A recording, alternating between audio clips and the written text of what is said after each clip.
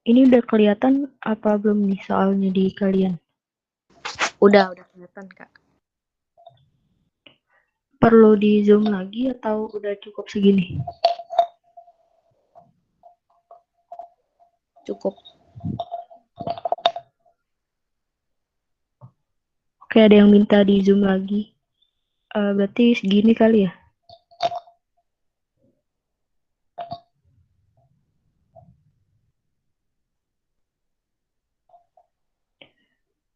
Nah, jadi di sini kita bakalan bahas bareng. Jadi nanti kalian coba jawab dulu. Nah, nanti habis itu gue jelasin lebih lanjut tentang per opsinya gitu. Nah, nanti kalau yang udah tahu jawabannya langsung bilang aja ya, boleh open mic, boleh lewat kolom chat.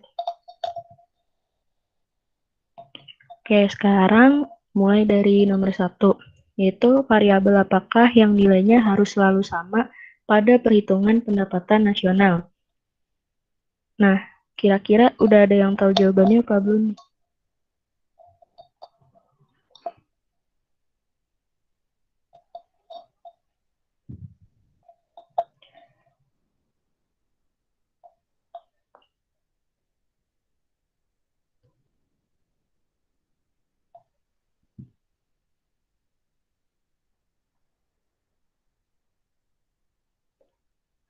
Katanya jawabannya A.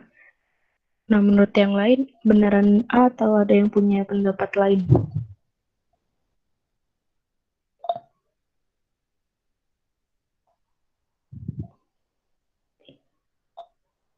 Iya, benar. Jadi kalau perekonomian tertutup itu dia nggak ada perdagangan internasionalnya, jadi nggak ada X sama M-nya di rumus pendapatan nasionalnya.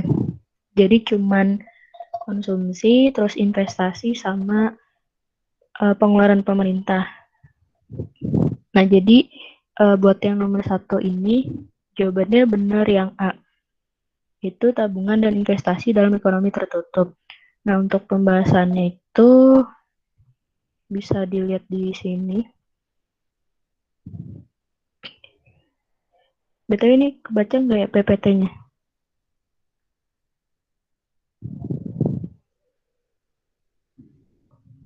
Kebaca, Kak.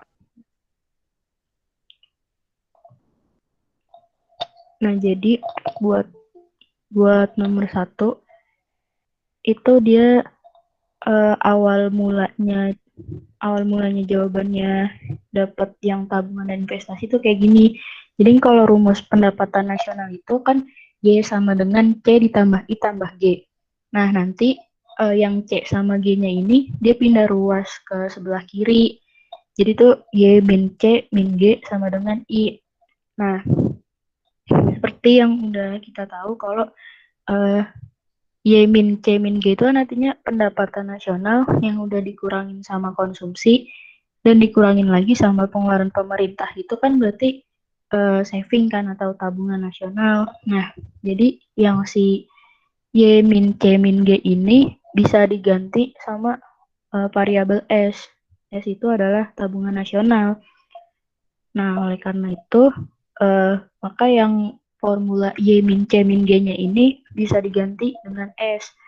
Makanya nanti akhirnya tuh dapatnya S sama dengan I, yaitu tabungan nasional sama dengan investasi. Jadi di formula Y-nya ini emang nggak ada X sama min M-nya karena dari soalnya itu kan ada clue-nya kalau dibilang itu perekonomiannya tertutup.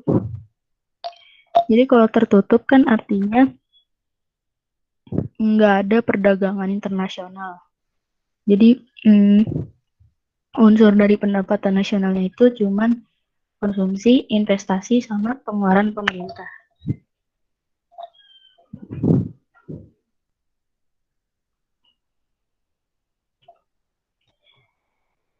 Jadi buat yang nomor 1 tadi tuh yang A. Terus ada yang mau nanya terkait nomor 1 nggak?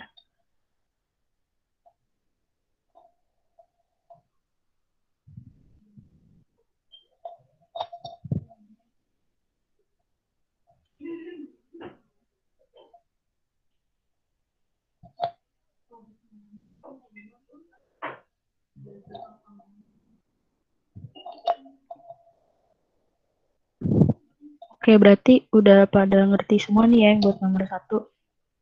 Oh ya, kalau misalnya ngejelasinnya kecepatan, nanti bilang aja ya kalau misalnya minta diulang.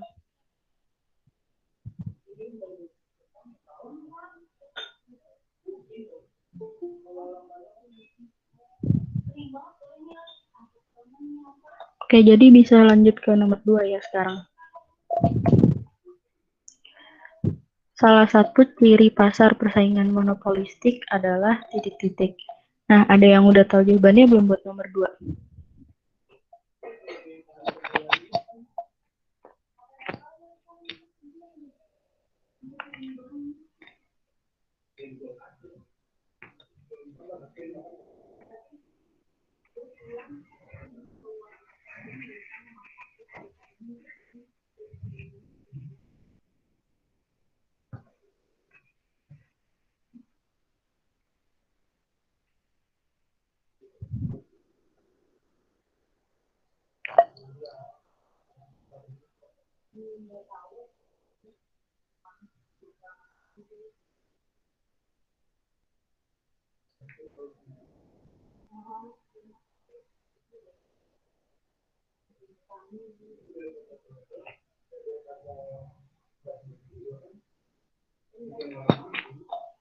Oke, ada yang jawab A, ada yang jawab D juga nih.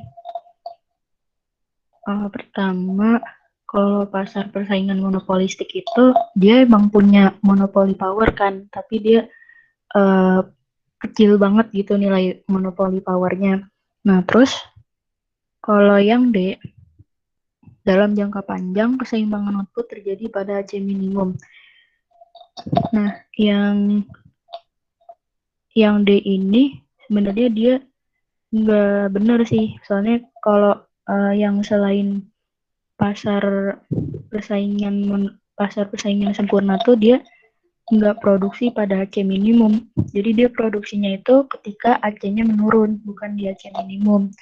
Makanya yang paling efisien itu cuman pasar persaingan sempurna. Nah, jadi kalau buat yang nomor 2 ini, dia jawabannya yang A, memiliki monopoli power.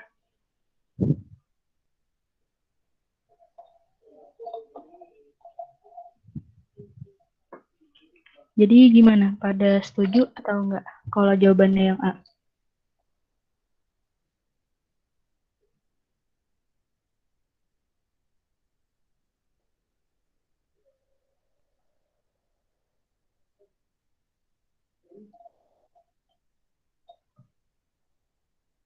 Oh, bentar. Kalau buat kurvanya harus searching dulu.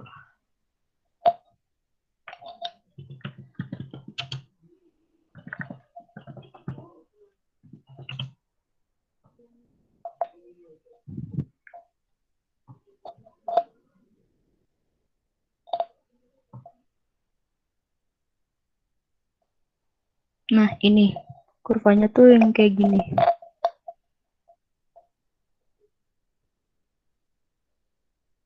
Ini gambarnya udah kelihatan kan ya?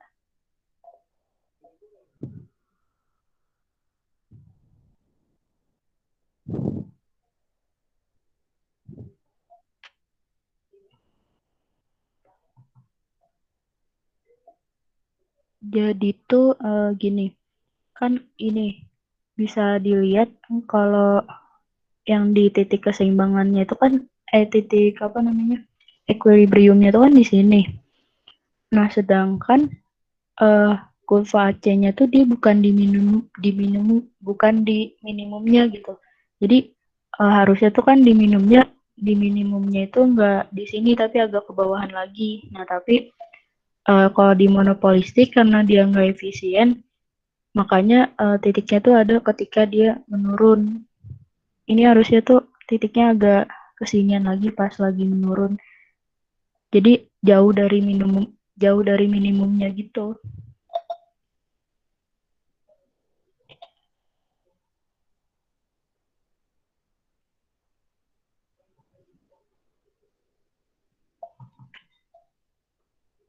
Jadi yang kayak gini nih.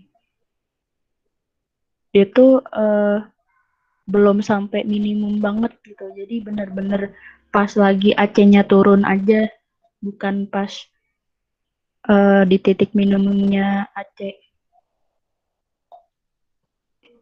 Oke, berarti yang nomor 2 tuh benar ya, jawabannya itu yang A, yaitu memiliki monopoli power. Walaupun monopoli power itu dia cuma dikit. Oke, lanjut ke nomor 3. Pengertian produk domestik bruto yang tepat bagi Indonesia adalah titik-titik. Ada yang mau coba jawab nggak?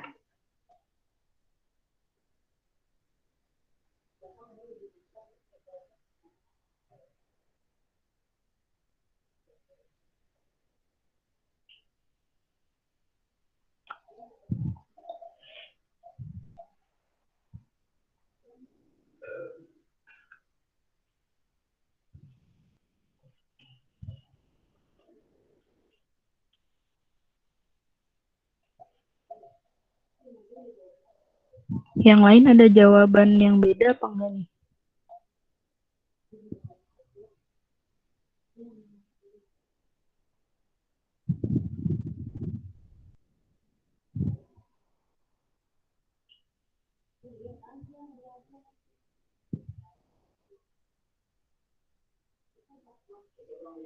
Iya, benar banget tuh kayak yang dibilang Meryl Juan.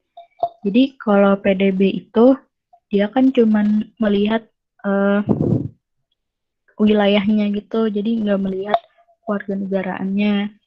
Nah, jadi nomor 3 tuh yang benar yang E, yaitu produk dan jasa akhir yang dihasilkan di Indonesia dalam periode tertentu yang dihitung dengan tingkat harga berlaku. Nah, jadi kalau buat PDB itu kata kuncinya adalah yang dihasilkan pada suatu negara.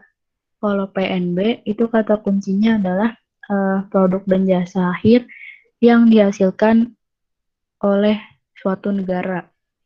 Jadi yang dimaksud oleh suatu negara itu ya merujuk ke kewarganegaraannya gitu.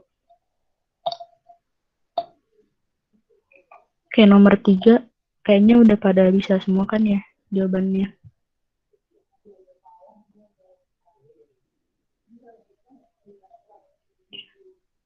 Kalau nggak ada yang mau nanya, gue lanjut ke nomor 4 ya.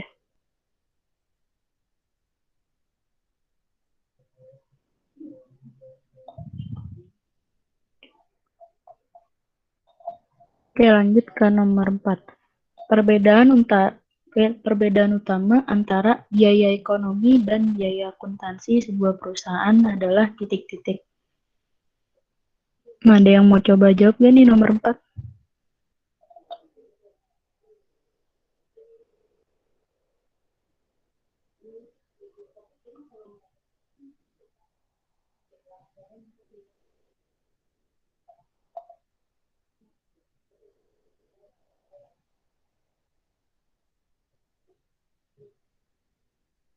Oke, pada jawab deh nih. Nah, jadi bedanya biaya ekonomi sama biaya akuntansi itu adalah nih. Jadi biaya akuntansi itu kan dia sama aja kayak biaya eksplisitnya. Yang dimaksud biaya eksplisit itu adalah biaya-biaya yang sifatnya bisa diuangkan gitu. Maksudnya diuangkan tuh kayak misalnya tuh biaya bahan baku, terus biaya transportasi dan sebagainya gitu. Pokoknya yang kelihatan-kelihatan gitu istilahnya kalau di biaya akuntansi. Nah, kalau yang biaya ekonomi itu dia biaya eksplisit tadi ditambah sama biaya implisitnya. Jadi gak cuman biaya yang kelihatan, tapi juga ditambahin sama biaya yang gak kelihatannya. Nah, maksudnya biaya yang gak kelihatan itu adalah biaya implisitnya, yaitu biaya biaya peluang dari melakukan bisnis itu. Jadi kalau misalnya ada seorang pengusaha yang milih buat membuat usaha tekstil dengan modal 50 juta misalnya. Nah, sebenarnya itu tuh uang 50 juta bisa aja nggak dipakai buat bikin suatu usaha tekstil. Bisa aja misalnya diinvestasiin. Nah, nanti keuntungan dari investasinya itu adalah biaya implisitnya gitu. Jadi biaya peluang yang nggak dia dapat karena milih suatu keputusan gitu. Jadi yang ngebedain antara biaya akuntansi sama biaya ekonomi itu di biaya implisitnya atau biaya opportunity cost. Nah, berarti nomor 4 itu jawabannya adalah yang D. Nah, di sini tuh yang dimaksud dari biaya peluang dari faktor produksi yang dimiliki oleh perusahaan tuh kayak yang tadi kan kalau kalau faktor produksi itu termasuk modal juga kan. Nah, jadi itu biaya biaya implisit tadi itu termasuk kayak keuntungan kalau misalnya modal itu dibikin buat investasi daripada bikin suatu perusahaan gitu. Maksud dari rumus biaya ekonomi yang total revenue dikurangin biaya eksplisit ditambah biaya implisit. Oh, itu kalau boleh aku koreksi, jadi itu bukan biaya ekonomi, tapi laba ekonomi. Kalau laba ekonomi, dia tuh rumusnya total revenue dikurangin biaya eksplisit ditambah biaya implisit. Jadi bedanya gini.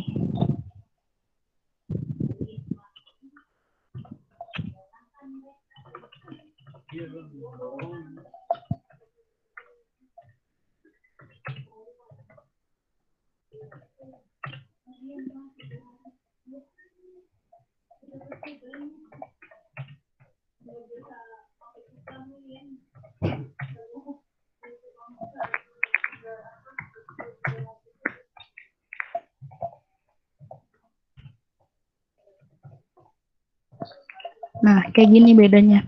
Jadi kalau biaya ekonomi kan dia biaya eksplisit ditambah biaya implisit. Nah, tapi kalau laba ekonomi itu dia total revenue dikurangin biaya eksplisit ditambah biaya implisit. Jadi kalau dijelasin tuh kalau laba ekonomi ini didapat ketika laba akuntansinya itu udah, oh sorry, ini bukan ditambah tapi dikurang. Jadi kan yang kalau laba akuntansi itu kan total revenue dikurangin sama biaya implisit. Nah, nanti kalau buat nyari laba ekonominya itu masih dikurangin lagi sama biaya implisit. Karena itu tadi di biaya ekonominya ini dia ngitung biaya implisitnya gitu. Nggak kayak di akuntansi yang cuman ngitung biaya eksplisit.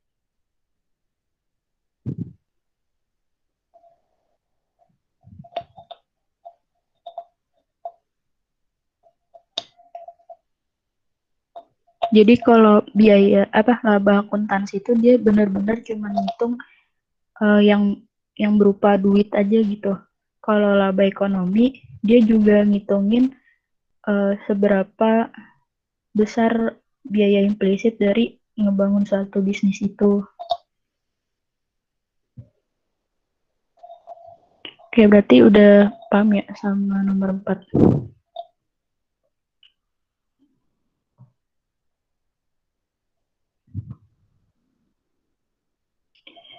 Oke, sekarang lanjut ke nomor 5. Perusahaan Otonomiyaki Indonesia yang merupakan anak perusahaan Otonomiyaki Jepang memiliki periode pelaporan tahunan yang berlangsung dari 1 April hingga 31 Maret. Berdasarkan informasi ini, pernyataan berikut yang benar adalah titik-titik. Ada yang mau coba jawab nomor 5 nggak?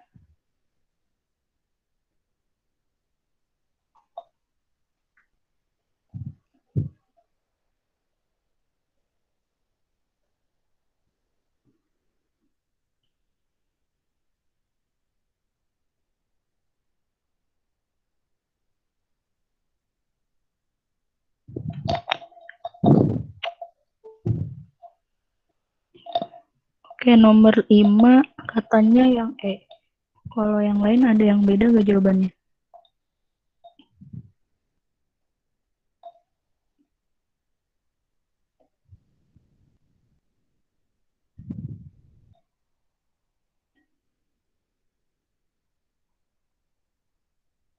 Oke, iya, jadi benar. Yang nomor 5 itu jawabannya E. Untuk pembahasannya ini. Jadi, tahun fiskal itu adalah periode 1 tahun yang digunakan perusahaan dan pemerintah untuk pelaporan dan penganggaran keuangan. Jadi, tahun fiskal ini bisa dimulai pada 1 Januari dan berakhir pada 31 Desember. Namun, bisa juga tidak sesuai dengan tahun kalender. Jadi, tahun fiskal itu dia lebih disesuaikan sama karakteristik perusahaannya. Jadi yang dimaksud tahun kalender itu adalah tahun yang dari 1 Januari sampai 31 Desember. Tapi kalau tahun fiskal itu nggak harus sama kayak tahun di kalender. Jadi dia bisa aja dari 1 Maret sampai 28 Februari gitu. Nah, jadi si tahun fiskal ini tuh disesuaikannya sama karakteristik perusahaannya. Jadi yang dimaksud karakteristik perusahaan tuh misalnya disesuaikan sama kayak musimannya gitu.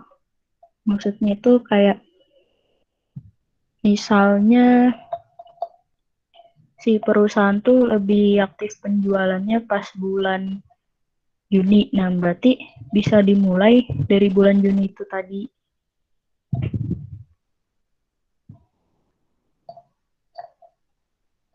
Jadi nggak harus dimulainya dari 1 Januari sampai 31 Desember. Nah, buat nomor 5 tuh berarti jawabannya adalah yang A sama D. Itu perusahaan otonom minyak Indonesia kemungkinan memiliki variasi musiman dalam penjualannya.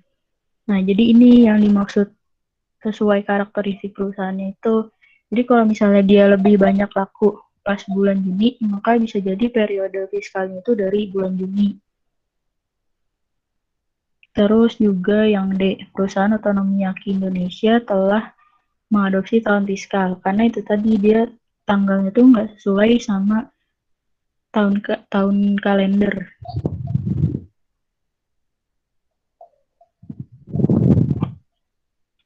Di nomor 5 itu jawabannya E. A dan D benar. Sampai sini ada yang mau nanya nggak soal nomor 5?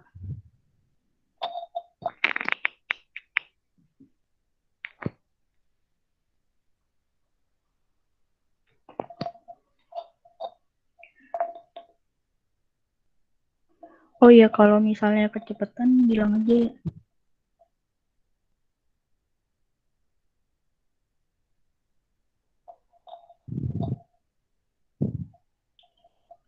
Kalau nggak ada yang nanya lagi, lanjut ke nomor 6 ya. Kondisi yang paling tepat untuk menjelaskan akibat dinaikannya pajak terhadap barang impor atau yang dikenal dengan nama tarif adalah titik-titik.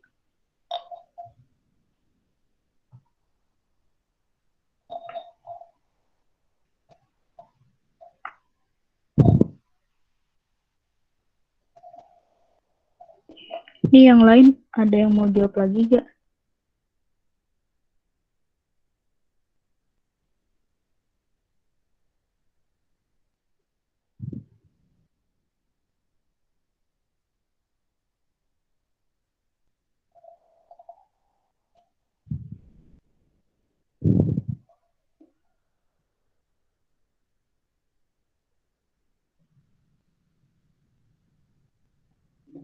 Oke, udah ada 2 orang yang jawab D. Ada yang punya pendapat lain atau enggak?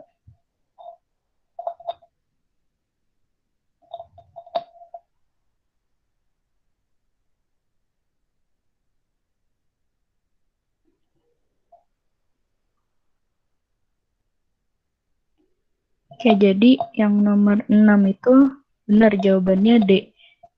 Yang DWL-nya itu bertambah. Jadi penjelasannya itu kayak gini.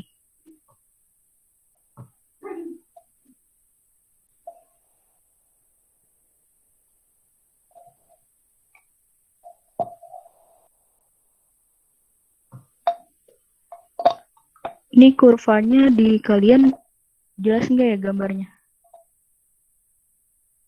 Maksudnya bisa kebaca nggak yang huruf-hurufnya ini?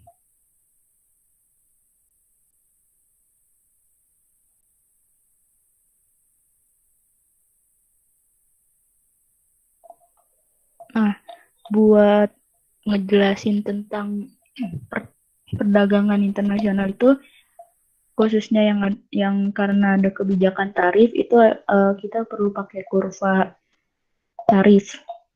Nah, yang gambar itu kayak gini.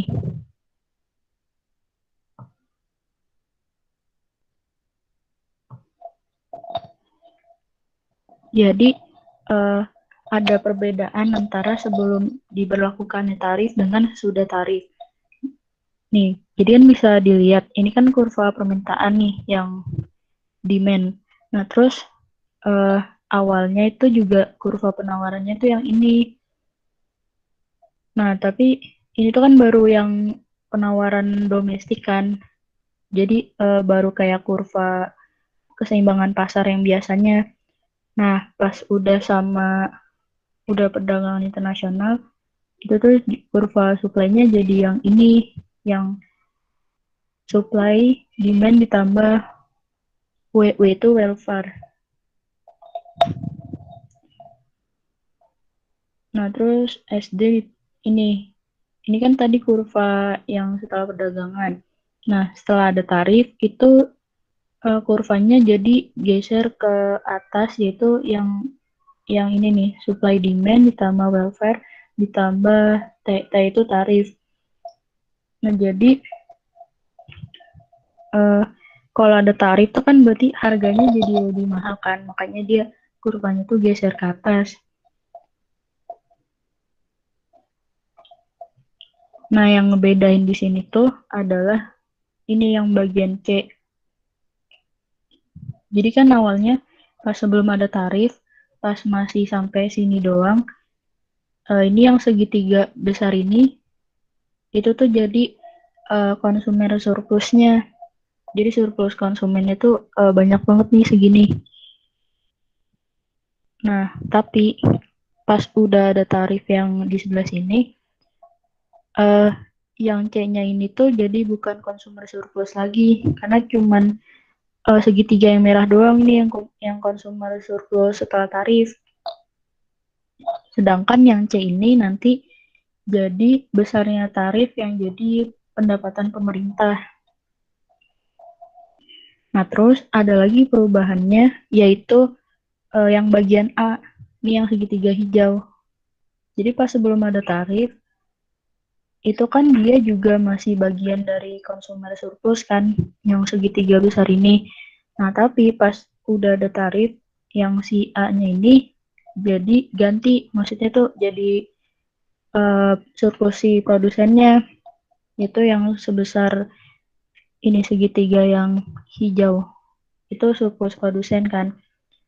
Nah, terus ada lagi perbedaannya, yaitu yang bagian B sama D ini.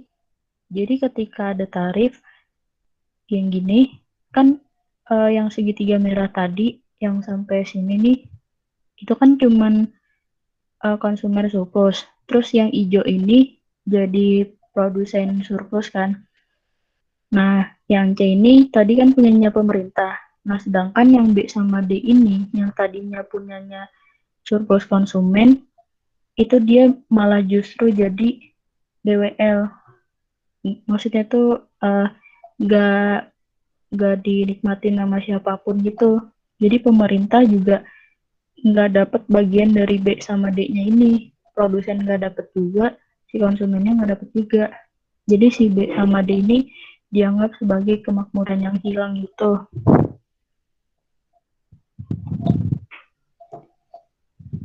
Nah, makanya buat nomor 6 tadi itu jawabannya adalah yang ini, yang D, yaitu yang DWL-nya bertambah.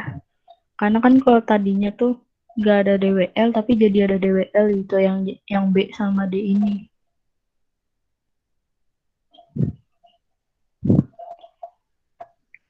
Ini soal kurvanya ada yang mau nanya nggak? Kak mau nanya dong. Iya. Kan tadinya kan katanya itu yang A itu kan produsennya surplus. Nah, terus habis itu yang B plus D itu kan dead weight loss. Nah, pengaruhnya ke produsen itu apa? pengaruhnya tuh sebenarnya gak ada ngaruhnya sih. Jadi si B sama D ini kan tadinya punyanya ini kan konsumen surplusnya. Nah, tapi ketika ada tarif itu tuh malah jadi DWL si B sama D-nya, bukan surplus konsumen lagi. Jadi nggak ngaruh ke produsennya. Tapi kalau di sisi konsumennya dia rugi atau enggak? Iya, iya Rugi. konsumennya rugi. Oh. Kenapa rugi? Karena kan tadinya tuh dia luas banget nih yang surplusnya. Tapi ketika ada tarif itu dia jadi cuma segitiga merah. Oke, makasih Kak. Iya.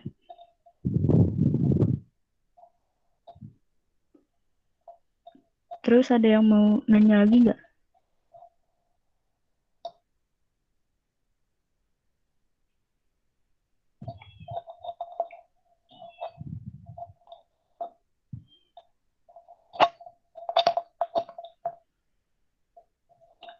Kalau nggak ada berarti udah jelas ya. Jadi perbedaannya sebelum tarif sama sudah tarif itu adalah dengan adanya DWL ini, yaitu sebesar segitiga B ditambah segitiga D-nya. Yang tadinya harusnya jadi surplus konsumen, pas setelah adanya kebijakan tarif justru malah jadi DWL, yaitu uh, kemakmuran yang nggak dinikmatin sama siapapun gitu. Nah, kalau perbedaan buat produsennya itu sebenarnya justru lebih ningkatin surplus si produsennya, karena kan tadinya sebelum ada tarif tuh dia cuman kecil segini kan segitiganya. Nah, tapi pas setelah ada tarif tuh si produsen justru nambah surplusnya itu sebesar segitiga hijau yang gede ini.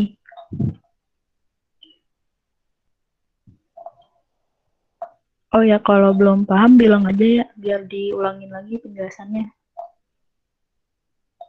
Soalnya emang kalau kurva gini kan rada susah juga kan buat dipahaminnya. Jadi nggak usah malu buat nanyain lagi.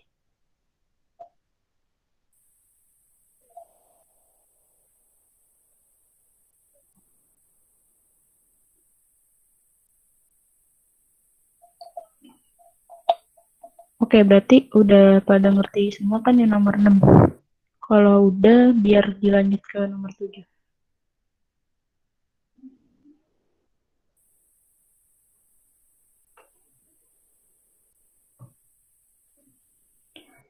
Yang ini tadi jawabannya yang D, DWL-nya bertambah.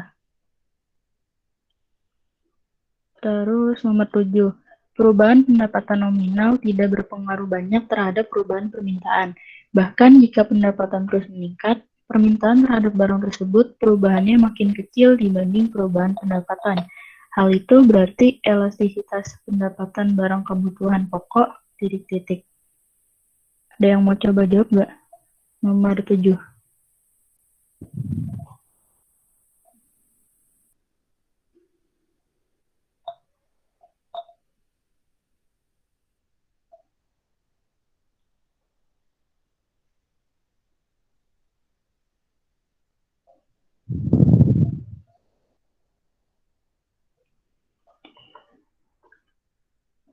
Oke, jadi buat nomor 7, kita coba bahas dari yang opsi A. Makin besar bila tingkat pendapatan nominal makin tinggi. Nah, ini salah karena logikanya gini. Ketika pendapatan nominal si konsumen itu bertambah, berarti kan dia tuh bisa jadi nambahin konsumsi kebutuhan pokoknya, tapi nggak bakalan banyak-banyak gitu nambahinnya. Kenapa gitu? Karena kan yang namanya kebutuhan pokok itu kayak beras sama garam gitu kan, dia nggak bakalan nambah banyak-banyak gitu kalau misalnya pendapatannya bertambah. Kayak konsumsi garamnya juga paling nggak berubah gitu. Terus kalau berasnya juga paling bukan nambahin berasnya, tapi mungkin lebih ke ngeganti berasnya jadi yang lebih bagus kualitasnya gitu. Nah, bukan berarti dia bakalan nambahin berasnya dalam jumlah banyak, karena ya konsumsinya juga nggak bakalan beda jauh gitu. Nah, makanya yang opsi A tuh salah.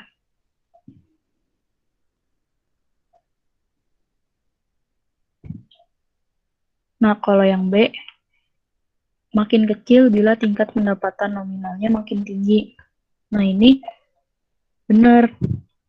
Kenapa gitu? Karena bisa diartiin aja dari elastisitas permintaan yang inelastis. Kalau inelastis kok artinya kan gini ya, perubahan perubahan jumlah barang yang dimintanya itu bakalan lebih kecil dibanding sama perubahan harganya. Nah, jadi tuh si konsumen terhadap barang ini tuh nggak terlalu peka gitu, maksudnya nggak terlalu berubah drastis banget kalau misalnya ada kenaikan harga gitu. Kayak mau gimana keadaannya atau gimana pendapatannya tuh bakalan segitu-segitu aja gitu konsumsinya. Nah, makanya yang nomor 7 tuh jawabannya yang B. Jadi dia tuh elastisitas pendapatan barang kebutuhan pokoknya makin kecil kalau makin tinggi pendapatan nominalnya. Kalau yang C proporsional dengan kenaikan tingkat pendapatan nominal. Nah, kalau dari kata proporsional ini sendiri itu lebih merujuk ke elastisitas yang sama dengan satu itu nilainya. Elastisitas uniter kalau nggak salah tuh namanya.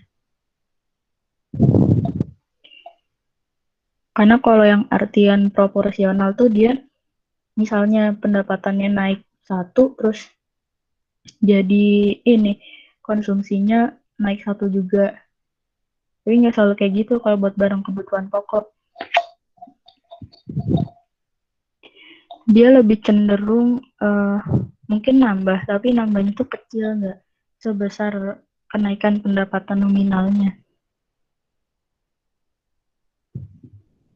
Terus yang D, tidak dipengaruhi oleh tingkat pendapatan nominal.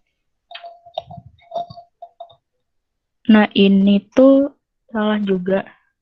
Karena kalau yang nggak dipengaruhin tuh dia contohnya kayak kayak ini kayak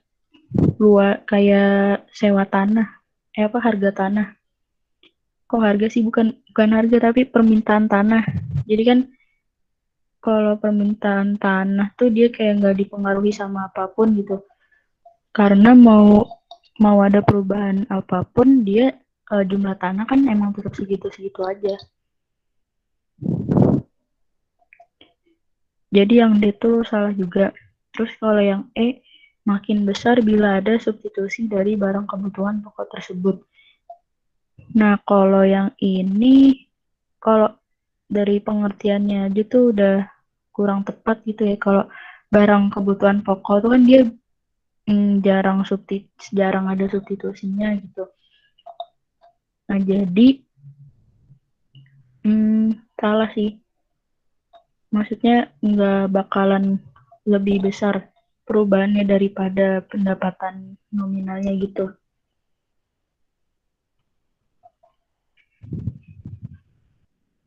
Jadi intinya buat nomor 7 itu lebih ingat ke pengertian inelastisnya aja gitu.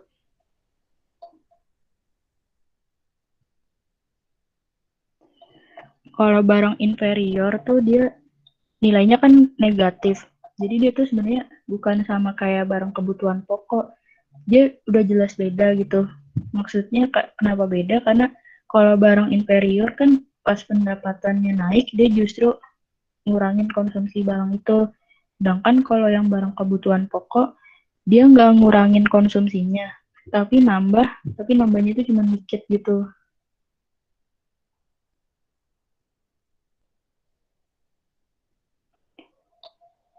Jadi kalau perbandingannya itu kalau barang inferior iya terbalik sama pendapatan nominal. Jadi pas pendapatan nominalnya naik, justru permintaannya malah turun gitu. Tapi jelas beda sama barang kebutuhan pokok.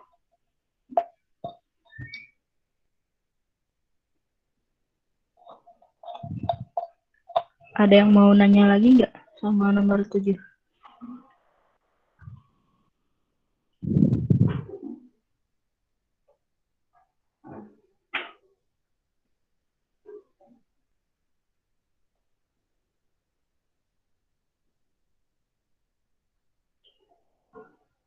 Kalau barang mewah sama kebutuhan pokok tuh dia bukan soal berbanding lurus atau positif ya. Jadi persamaannya tuh kayak gini. Kalau barang mewah sama kebutuhan pokok tuh dia nilai elastisitas pendapatannya sama-sama positif. Jadi maksudnya positif itu ketika pendapatannya naik, maka konsumsi barangnya juga naik. Nah, bedanya tuh di tingkat elastisitasnya aja.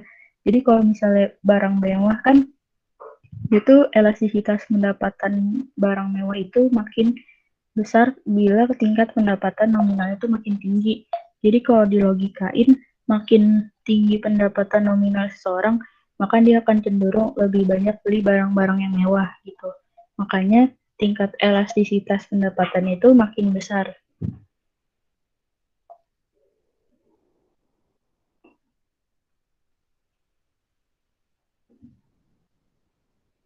Iya, jadi sama-sama positif kalau kayak yang kebutuhan pokok. Bedanya cuma di tingkat besarnya elastisitasnya aja gitu.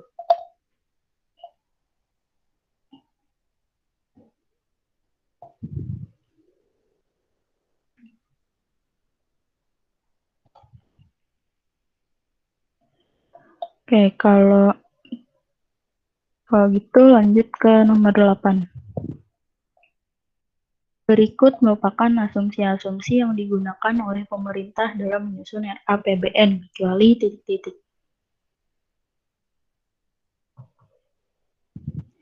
Asumsi-asumsi yang buat menyusun APBN ini sering juga disebut sama asumsi dasar makro.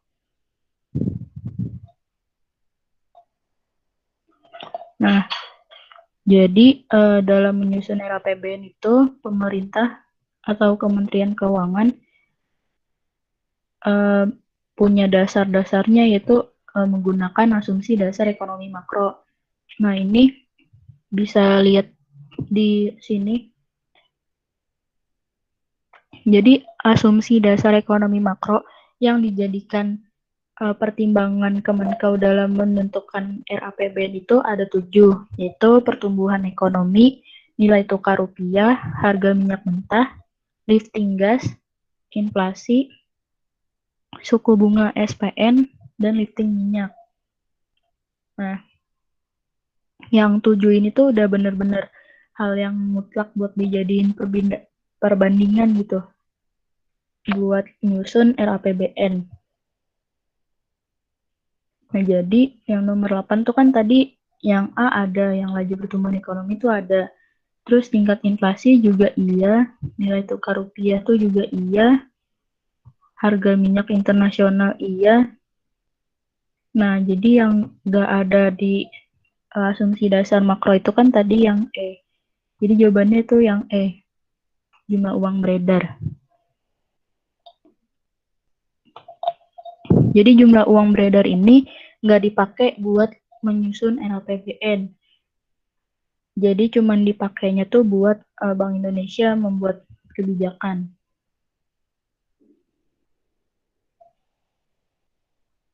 Oke, ada yang mau nanya nggak nomor 8?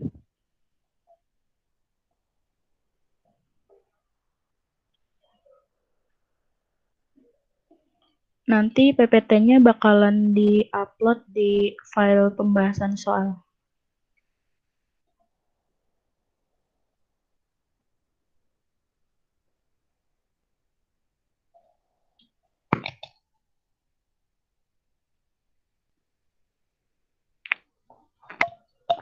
Oke, berarti udah nggak ada yang nanya nomor 8 ya. Jadi lanjut ke nomor 9. Yang tidak sesuai dengan kondisi dalam pasar monopoli yaitu titik-titik.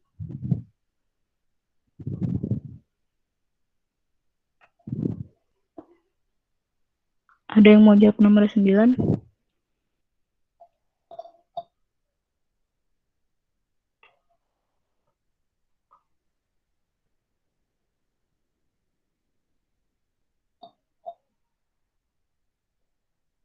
Iya benar, jadi nomor 9 tuh yang A. Jadi walaupun pasar monopoli itu dia satu-satunya yang ada di pasar, tapi bukan berarti si perusahaannya nggak bakalan menderita rugi. Jadi bisa aja si perusahaan itu bakalan menderita rugi di jangka pendek.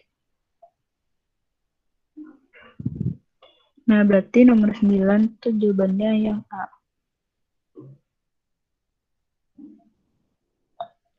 Kalau yang B kan benar nih, yang perusahaan lain sangat sulit masuk ke dalam industri.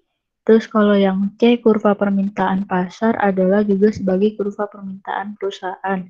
Itu juga benar. Terus yang D, dihasilkan barang unik, itu juga benar. Terus kalau yang E, perusahaan memiliki daya monopoli yang besar, itu juga benar. Nah, jadi yang salah tuh cuman yang A. Karena harusnya dia juga bisa menderita rugi. Oke, berarti lanjut ke nomor 10. Pernyataan berikut yang paling tepat berkaitan dengan kurva indiferensi adalah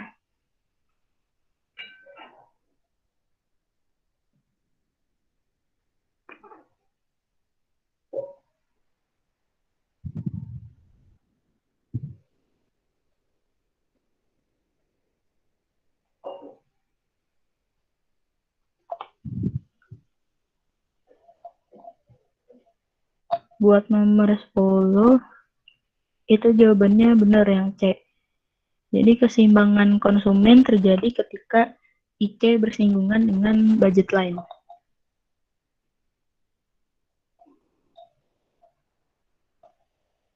Kalau yang A, IC adalah kurva yang menunjukkan tingkat konsumsi sama dari berbagai kombinasi dua macam faktor produksi.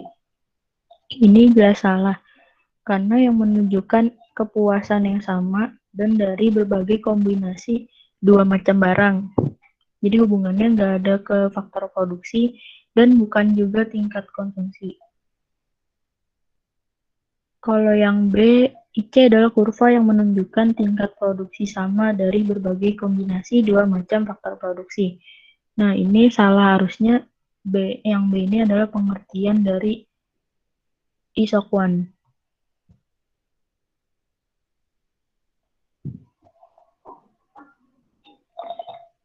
Kalau yang D, semakin tinggi pendapatan konsumen, IC akan bergeser ke kanan dengan BL yang sama. Nah, ini justru salah. Karena semakin tinggi pendapatan konsumen, itu yang pertama geser itu adalah BL-nya geser kanan. Nah, ketika BL-nya udah geser ke kanan, nanti bakalan ada kurva IC yang baru, sesuai sama BL yang barunya juga. Kalau yang E, semakin tinggi pendapatan konsumen, IC akan bergeser ke kiri dengan BL yang sama.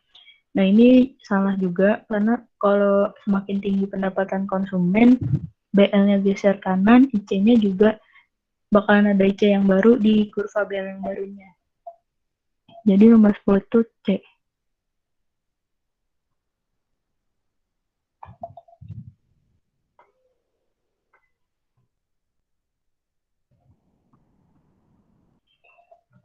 Nomor 11.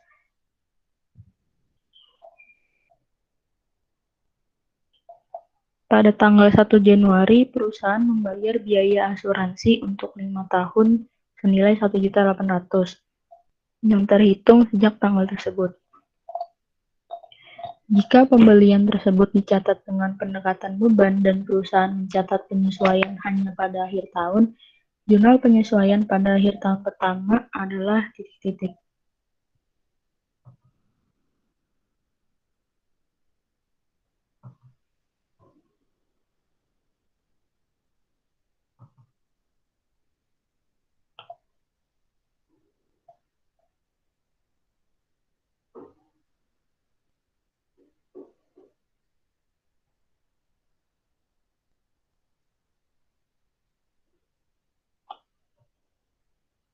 Nah, buat perhitungannya itu ini.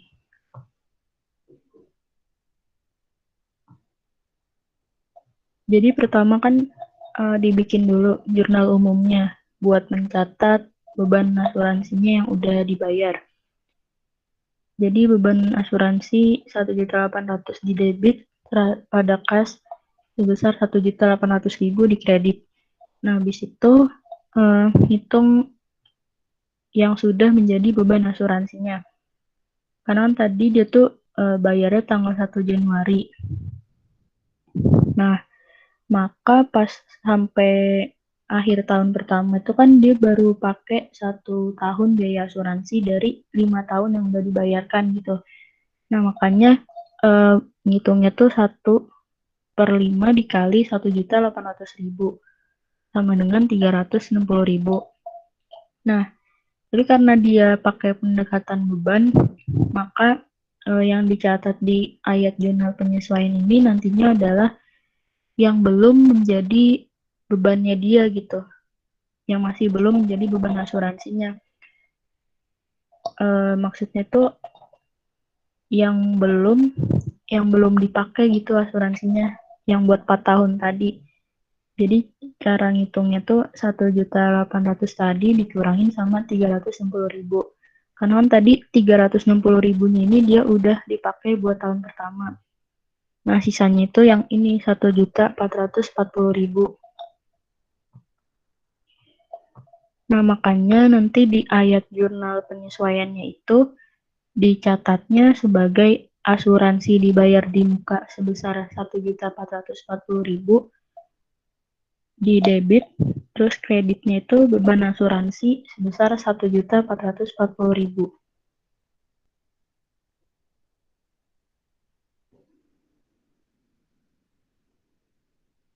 Ada yang mau nanya nggak nomor 11?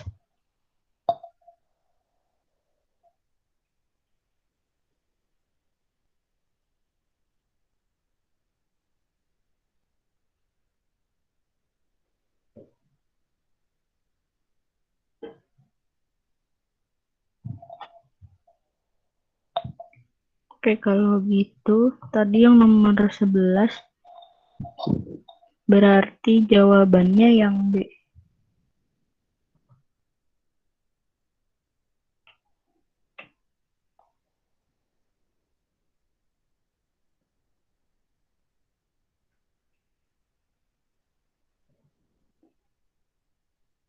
Lanjut ke nomor 12.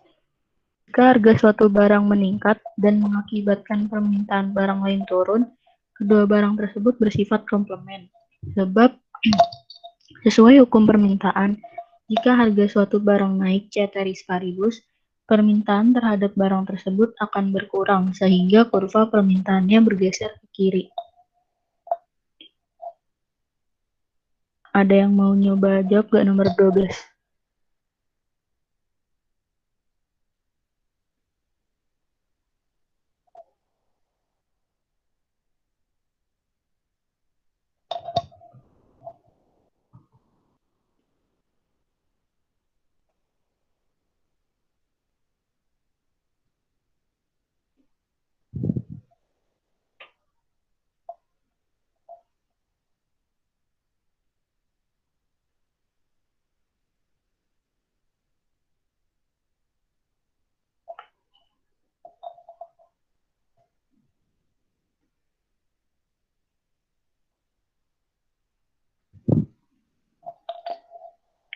Iya, jadi yang pernyataannya ini benar.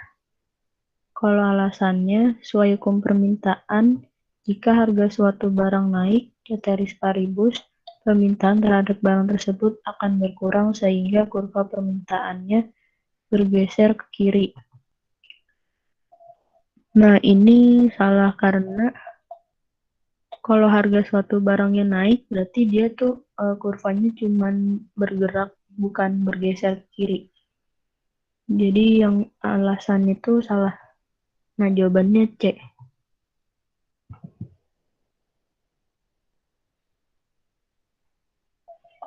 Oke, lanjut ke nomor 13. BPR diperkenankan menerima simpanan dana dari masyarakat dalam bentuk giro. Sebab BPR merupakan bagian dari perbankan yang pengawasan dan pengaturannya dalam mikroprudensial dilakukan oleh Bank Indonesia.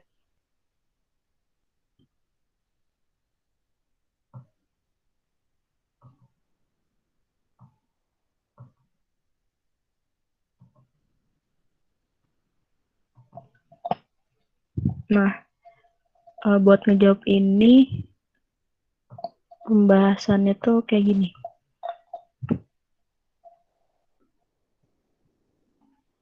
Jadi ada beberapa usaha yang nggak boleh dilakukan BPR, yaitu melakukan penyertaan modal, melakukan usaha perasuransian, melakukan kegiatan usaha dalam valuta asing, dan melakukan, ini ada yang typo, harus,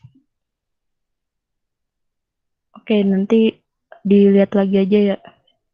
Jadi intinya yang 13 ini dia pernyataannya salah.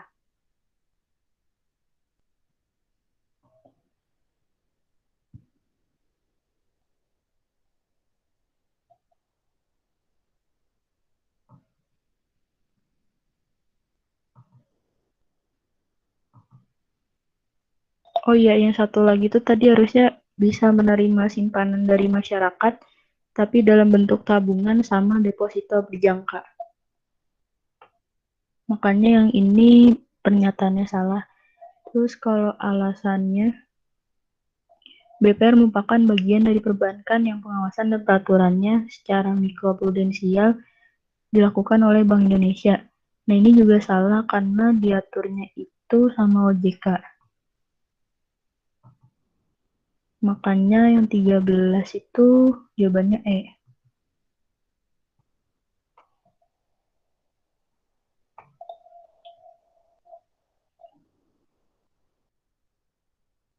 Nomor 14. Dalam jangka panjang, kondisi keseimbangan perusahaan dalam pasar persaingan sempurna adalah titik-titik.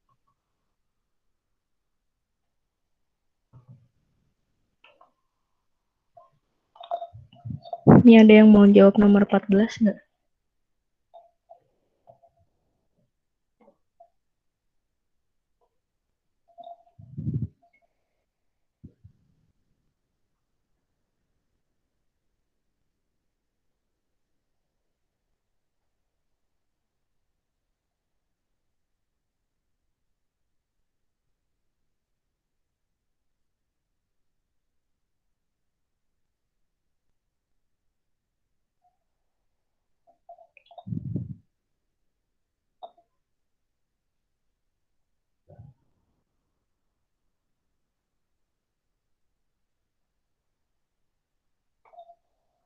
Oke, berarti ini pertama nomor 1 MR sama dengan MC. Ini benar. Terus terjadi entry dan exit sehingga perusahaan mengalami laba normal. Ini juga benar. Terus yang ketiga P sama dengan MC. Ini juga benar. Terus perusahaan memiliki sedikit kekuatan pasar. Ini salah. Karena kalau PPS di dalam jangka panjang maupun jangka pendek tetap nggak punya monopoli power atau nggak punya kekuatan pasar. Jadi 14 tuh yang A.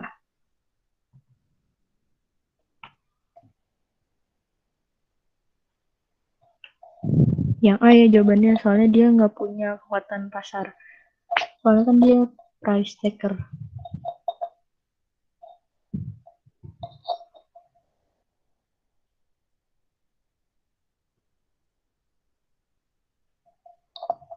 Oke, kalau gitu lanjut ke nomor 15. Pada saat penerimaan marginal lebih besar dari biaya marginal.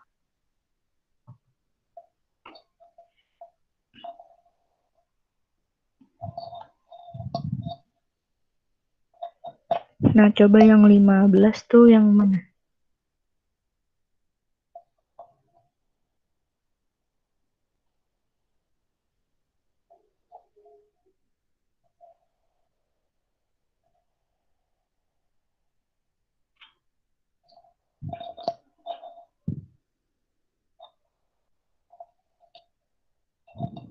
Jadi ketika MR lebih besar dari MC, itu produk total perusahaannya belum maksimum. Kenapa belum maksimum? Karena dengan kondisi MR lebih besar dari MC itu si perusahaan masih bisa nambahin unit barang yang diproduksinya gitu biar bisa mencapai laba maksimum di MR sama dengan MC. Jadi yang nomor 1 tuh salah. Terus kalau yang nomor 2, perusahaan dapat menderita rugi. Nah, ini juga salah karena ketika dia MR lebih besar daripada MC, justru itu perusahaan itu lagi untung, tapi untungnya belum maksimum. Nah, kalau yang nomor 3, tambahan penerimaan lebih besar dari tambahan biaya bila perusahaan menambah beberapa unit barang yang diproduksi. Nah, ini juga enggak. Karena kalau si perusahaan nambahin unit barang yang diproduksi, nanti tuh bakalan jadinya MR sama dengan MC. Nah, kalau yang nomor 4, perusahaan akan menambah jumlah barang yang diproduksi agar labanya meningkat. Nah, ini benar. Karena ketika si perusahaan nanti nambahin unit barang yang diproduksi itu, dia bakalan mencapai MR sama dengan MC. Nah, kalau MR sama dengan MC itu kan laba maksimum. Yang jelas lebih besar daripada laba ketika perusahaan mencapai MR lebih besar dari MC.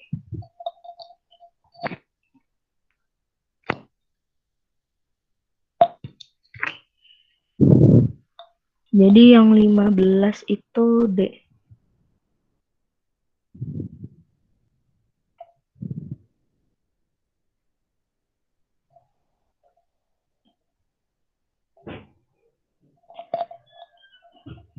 Nah, yang tahun 2015 kan udah kelar nih. Berarti langsung lanjut aja ya ke yang 2016.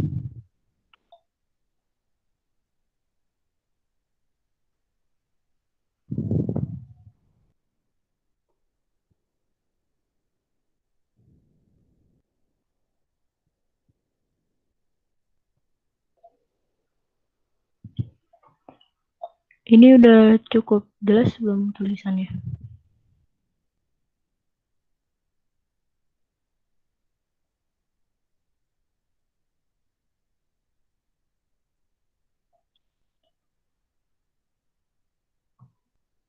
Oke, jadi langsung aja ya ke nomor 1.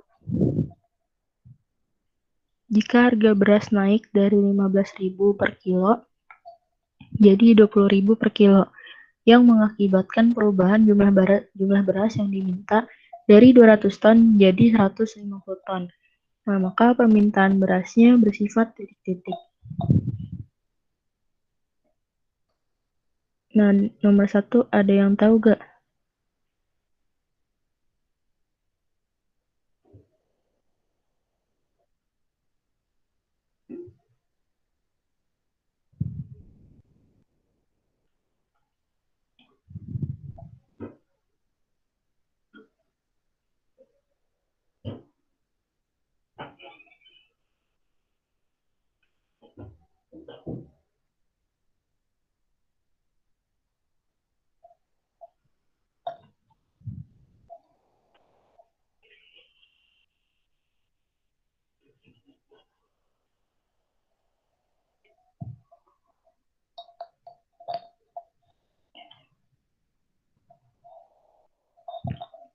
Nah, buat nomor 1, cara ngitungnya tuh gini.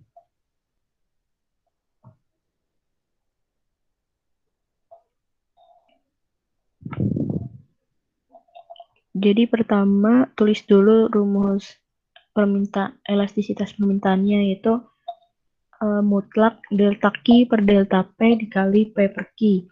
Nah, delta Q kan Q2 dikurangin Q1. Terus delta P itu kan P2 min P1. Jadi, perhitungan itu 150 dikurangin 200 per 20.000 dikurangin 15.000 dikali 15.000 per 200. Nah, nanti ini kan jadi min 50, terus yang bawahnya jadi 5.000. Jadi mutlak dari min 50 per 5.000 dikali 15.000 dibagi 200. Nah, nanti didapatlah mutlak dari min 3/4. Nah, itu berarti besarnya elastisitas permintaan berasnya itu adalah 0,75. Nah, 0,75 kan dia lebih kecil dari 1. Berarti dia masuknya ke inelastis. Nih yang B.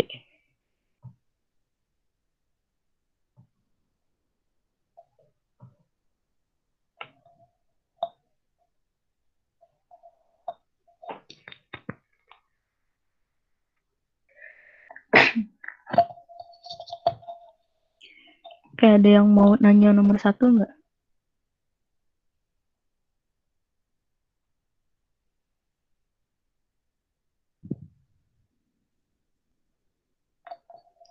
Oke, udah jelas ya. Berarti lanjut ke nomor 2.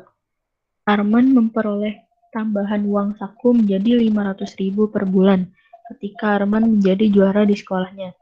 Dengan uang sakunya yang baru tersebut dianggap ceteris paribus, maka titik-titik.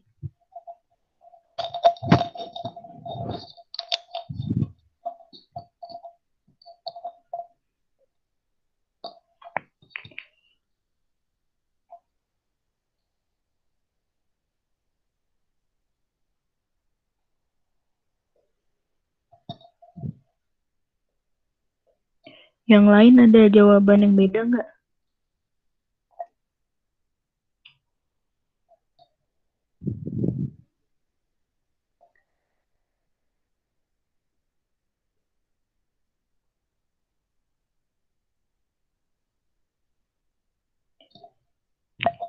Iya, jadi kan si Arman tuh dapat tambahan uang saku kan, yang berarti uang saku nominalnya dia naik atau pendapatan nominalnya dia naik. Jadi artinya uang yang bisa dia belanjain tuh juga naik gitu. Nah, makanya dengan uang sakunya yang meningkat jadi 500.000 jadi bertambah 500.000 itu si Arman bakalan lebih banyak jumlah barang yang dapat dikonsumsi oleh Arman. Jadi benar jawabannya tuh yang C.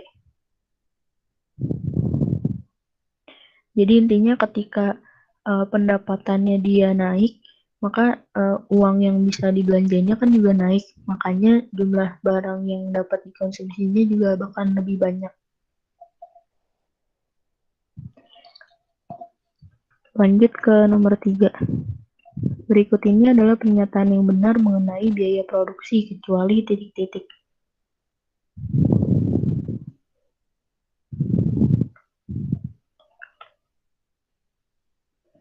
Ada yang tahu nomor 3 nggak?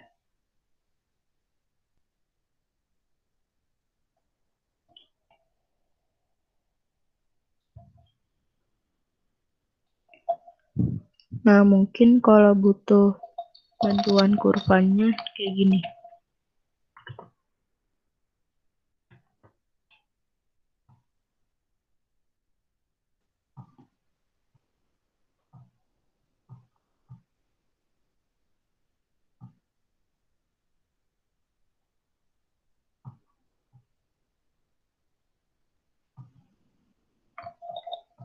Ini bisa kita analisis dulu per opsinya. Pertama, biaya total akan bertambah apabila output produksinya itu bertambah. Nah, biaya total kan ini nih, yang si TC. Terus kuantitasnya kan dari 0 sampai tak hingga tuh kan makin ke kanan. Nah, bisa dilihat kalau kuantitasnya makin bertambah, makin ke sebelah kanan tuh dia si TC-nya juga makin naik. Nah, artinya yang A tuh benar. Terus kalau yang B, biaya marginal awalnya turun. Nah, ini pakai kurva yang satu lagi. Biaya marginal awalnya turun, kemudian akan naik seiring peningkatan jumlah output.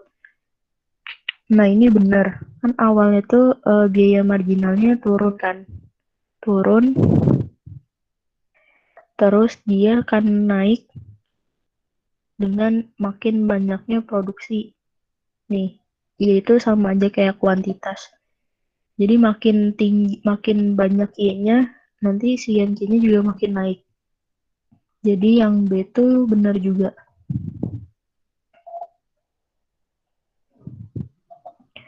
Terus yang C, biaya total merupakan jumlah dari biaya variabel dan biaya tetap. Nah, ini bisa juga dilihat dari kurva yang tadi.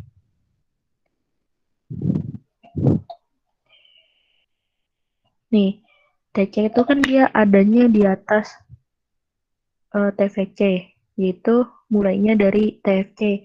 Kenapa gitu? Karena ada si TFC-nya ini. Jadi kan kalau misalnya perusahaan nggak produksi, dia tetap harus bayar TFC-nya. Jadi si TC-nya ini mulainya nggak dari sumbu 0, tapi dari si sumbu TFC ini. Nah, besarnya itu kan juga ada ini nih, ada selisih antara TVC sama TC. Nah, ini tuh sama kayak besarnya TFC. Makanya si TC tuh dia adanya di atas TVC. Jadi si TC ini adalah jumlah dari biaya variabel ditambah sama biaya tetapnya. Makanya kurvanya jadi ada di paling atas. Nah, yang C ini benar. Terus yang D, biaya variabel merupakan biaya yang berubah saat outputnya berubah. Nah, ini juga benar. Karena bisa dilihat kalau kuantitasnya makin ke kanan, dia variabel cost-nya juga makin naik.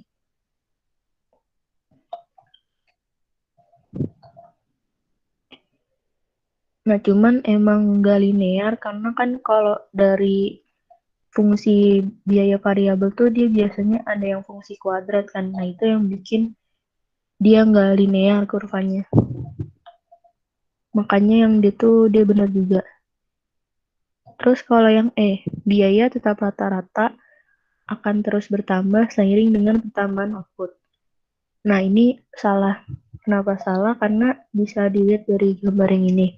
Ketika produksinya makin meningkat, si biaya tetap rata-rata atau AFC-nya ini, dia justru malah makin turun. Tapi nggak pernah menyentuh sumbu 0 karena dia asimtot gitu. Jadi akan selalu ada biaya tetapnya meskipun jumlahnya tuh kecil. Jadi yang E itu salah. Makanya jawaban yang nomor 3 itu adalah yang E.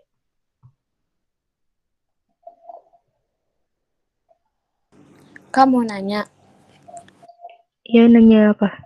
kalau variabel cost itu karena dia dari titik origin dalam kurvanya, jadi dia itu mempengaruhi key output ya. Jadi semakin VC-nya semakin naik, berarti output yang dihasilkan juga semakin naik gitu ya. Kalau total cost, karena dia nggak dari titik origin, jadi nggak mempengaruhi output, ya nggak sih?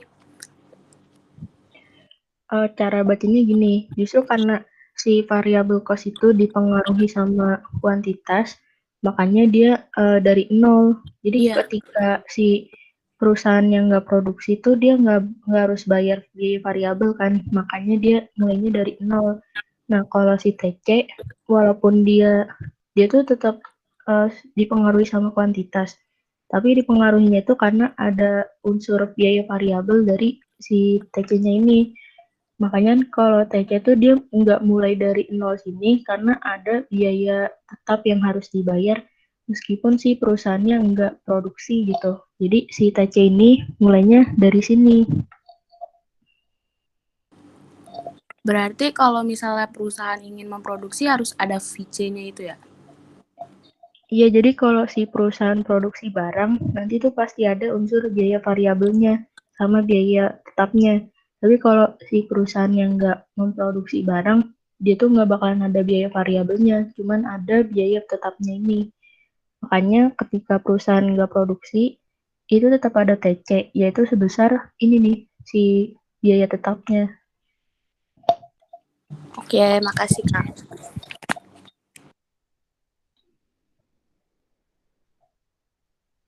Oke, berarti lanjut ke nomor 4.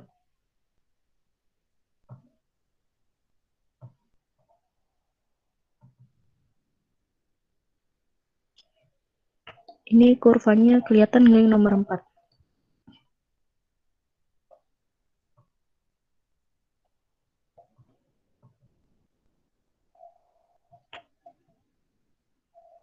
Jadi nomor 4 tuh yang ditanyain adalah manakah di antara grafik di atas yang menunjukkan upaya perusahaan dalam persaingan monopolistik dalam memaksimalkan keuntungan.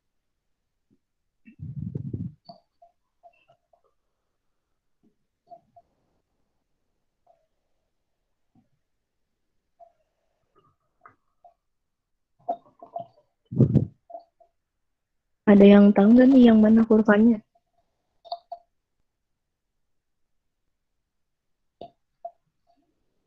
Oke, jadi coba dibahas per opsi aja ya. Nih buat kurva yang A, bisa dilihat si perusahaannya itu berproduksi ketika MR sama dengan MC di sini. Nah, ini kan harganya di sini nih. Si P-nya di sini. Bisa dilihat besarnya P itu dia lebih besar dari MC. Nah, ini udah sesuai sama perusahaan monopolistik. Kenapa sesuai? Karena si monopolistik itu dia bisa untung kalau P lebih besar dari MC. Beda sama perusahaan persaingan sempurna yang untungnya pas P sama dengan MC. Nah, jadi yang A ini adalah kurva yang benar. Kalau yang B, ini kan ada kurva permintaan. Nah, kurva permintaan tuh dia biasanya sama kayak MR. Berarti kan si perusahaan emang produksi di MR sama dengan MC. Tapi bisa dilihat kalau si harganya itu dia sama kayak MC. Nih, kan P. P-nya di sini, terus MC-nya juga di sini. Nah, ini enggak berlaku di monopolistik. Jadi yang kondisi kurva B ini cuman ada di kurva persaingan sempurna, yaitu D sama dengan P sama dengan MR sama dengan MC. Jadi yang kurva B ini salah.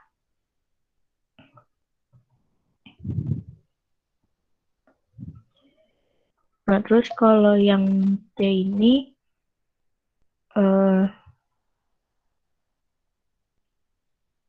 AC-nya dia berproduksi ketika AC-nya itu dalam keadaan naik. Nih, di sini. Padahal kalau yang pasar monopolistik itu dia produksinya ketika AC-nya menurun, yang harusnya ada di sini. Jadi salah juga yang C.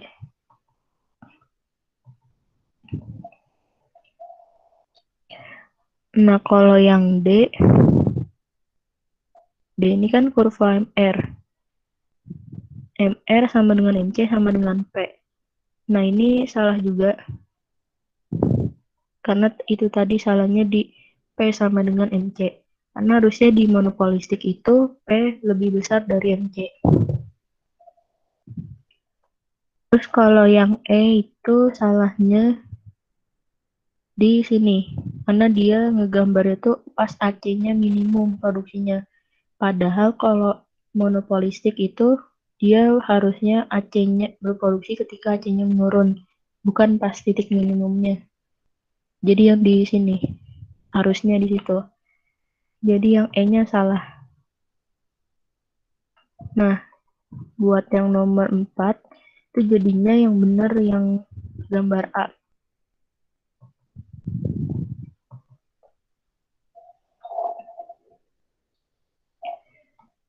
Bukan laba, jadi gini, kalau misalnya di pasar persaingan sempurna, itu tuh dia bisa untuk memaksimalkan keuntungannya itu, dia di MN sama dengan MC, yaitu kondisi efisien itu pas P sama dengan MC gitu. Nah, tapi kalau di pasar persaingan monopolistik, itu dia labanya sama DMR sama dengan MC. Tapi yang efisien itu pas P lebih besar dari MC. Makanya dia tuh disebutnya nggak efisien karena harusnya kalau mau efisien tuh di P sama dengan MC. Tapi kalau monopolistik maksain produksi di P sama dengan MC, itu justru malah bikin perusahaannya tuh ngerugi. Makanya dia tuh idealnya di P besar MC. Nanti video pembahasannya bakalan di-upload di YouTube, tapi nggak hari ini.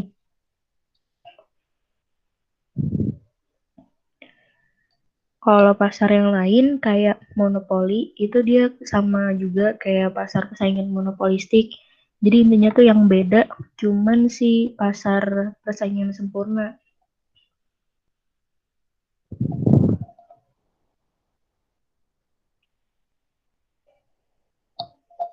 Yang sering ditanyain sih paling yang ini sih, yang pasar persaingan sempurna, terus pasar persaingan monopolistik, sama pasar monopoli.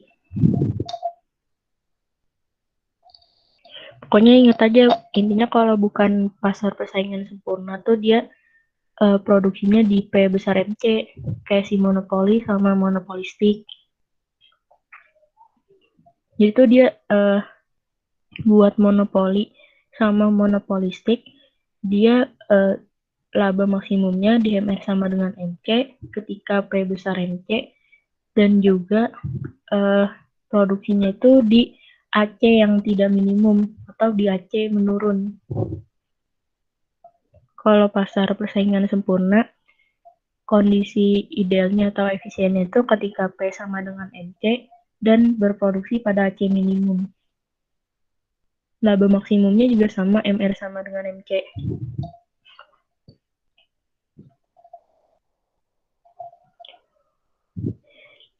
Iya benar, jadi bedanya tuh di demand atau MR-nya. Jadi demand tuh sama aja kayak kurva marginal revenue. Kalau misalnya monopolistik, itu dia demand-nya atau MR-nya tuh agak sedikit landai. Jadi dia tuh mirip horizontal, tapi bedanya tuh lebih kayak turun dikit gitu. Jadi kalau digambar tuh bisa jadi kayak gini.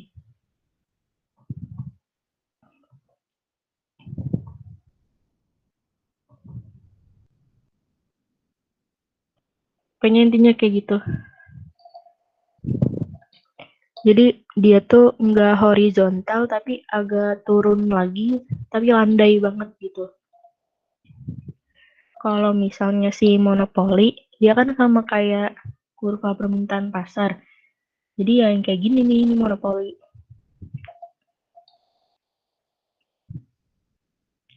Kalau oligopoli itu udah beda lagi, ya MR-nya dia tuh pokoknya kayak patah gitu kan. Jadi MR-nya tuh unik gitu loh digambarin.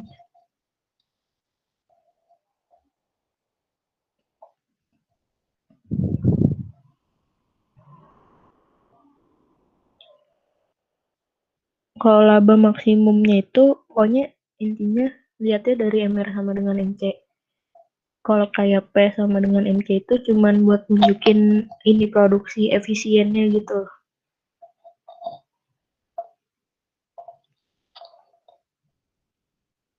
Jadi di pasar manapun kalau dia mau mencapai laba maksimum, kondisinya paling utama itu harus MR sama dengan MC. Tapi kalau mau efisien itu idealnya di P sama dengan MC. Nah, cuman pengecualian buat pasar monopoli sama monopolistik. Karena dia tuh idealnya justru di P besar MC. Karena itu tadi kalau misalnya dia produksinya di P sama dengan MC, maksain di situ, justru si perusahaannya malah ngerugi gitu. Makanya dibiarin dia ada di P besar MC. Nah, terus yang tadi AC-nya tuh juga di AC yang menurun, bukan di AC yang minimum.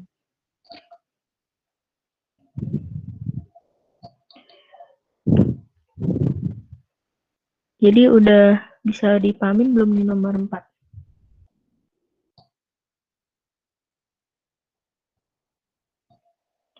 Oke, lanjut ke nomor 5. Faktor yang memengaruhi tingkat konsumsi masyarakat adalah sebagai berikut. Kecuali titik-titik.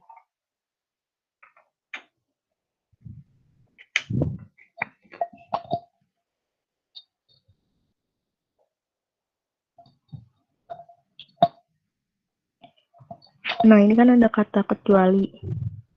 Jadi berarti yang tidak mempengaruhi tingkat konsumsi masyarakat. Kalau pendapatan rumah tangga, kan dia mempengaruhi. Karena kalau makin tinggi pendapatannya, berarti tingkat konsumsinya juga bertambah. Terus kalau tingkat bunga kan juga.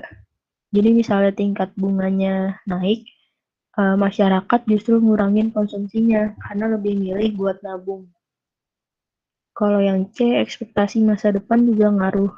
Karena kalau misalnya masyarakat berekspektasi di masa depan harga-harga bakalan naik, itu mereka di masa sekarang bakalan lebih ningkatin konsumsinya. Kalau yang D, tersedianya program dana pensiun. Ini juga mempengaruhi, karena logikanya kalau misalnya ada program dana pensiun, berarti masyarakat justru lebih milih ngurangin konsumsinya saat ini buat menyiapkan dana pensiunnya itu. Nah, jadi yang nggak mempengaruhi itu adalah yang E, struktur pasar.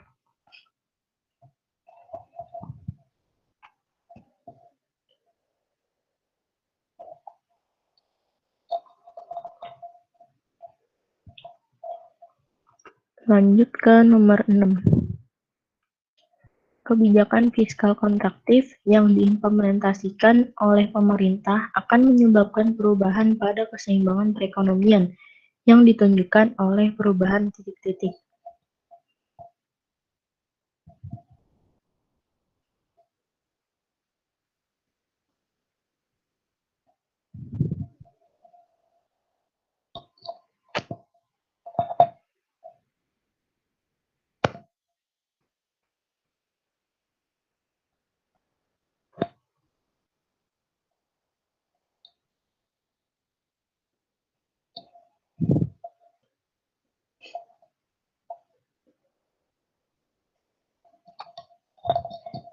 Jadi gini kan, kalau kebijakan fiskal kontraktif itu berarti kan pemerintah mengurangi belanjanya.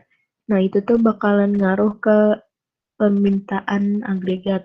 Karena kalau pemerintah ngurangin belanjanya, berarti kan ngurangin permintaannya.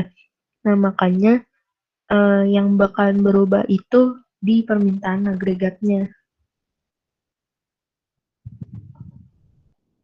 Jadi kan adanya fiskal kontraktif ini bisa mengurangi daya belinya dan juga bisa ngurangin permintaan agregat juga.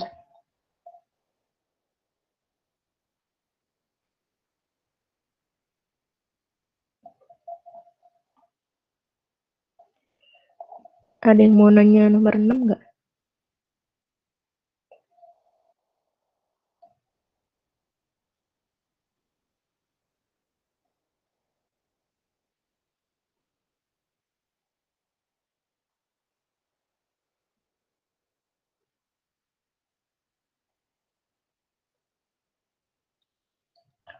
Oke, lanjut ke nomor 7. Kemakmuran masyarakat suatu negara dapat dilihat berdasarkan besarnya titik-titik. Ada yang mau coba jawab?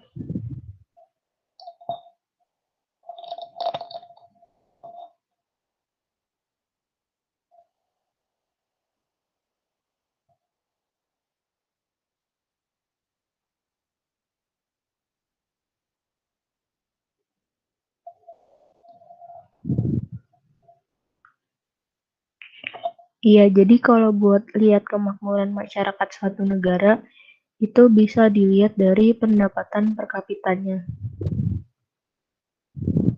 Tapi sebenarnya kalau cuman pendapatan per kapita aja masih kurang cukup. Jadi harus disamain sama ketimpangan distribusi pendapatannya. Tapi karena di sini cuman boleh milih satu, jadi lebih ke A. Karena kalau cuman lihat dari ketimpangannya, itu masih belum bisa lihat juga maksudnya belum bisa lihat berapa pendapatan suatu negara gitu.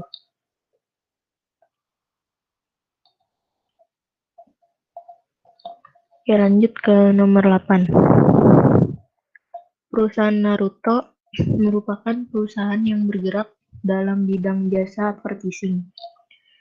Pada tanggal 1 Desember 2015, perusahaan menerima iklan yang akan ditayangkan pada setiap minggu, yaitu tanggal 10, 17, 24, 31, dan tanggal 3 sama 10 Januari, yaitu sebesar 48 juta.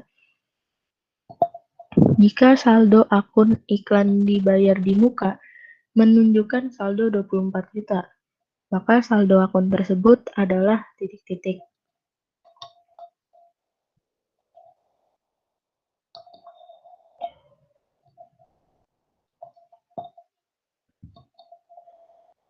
Nah, ini pertama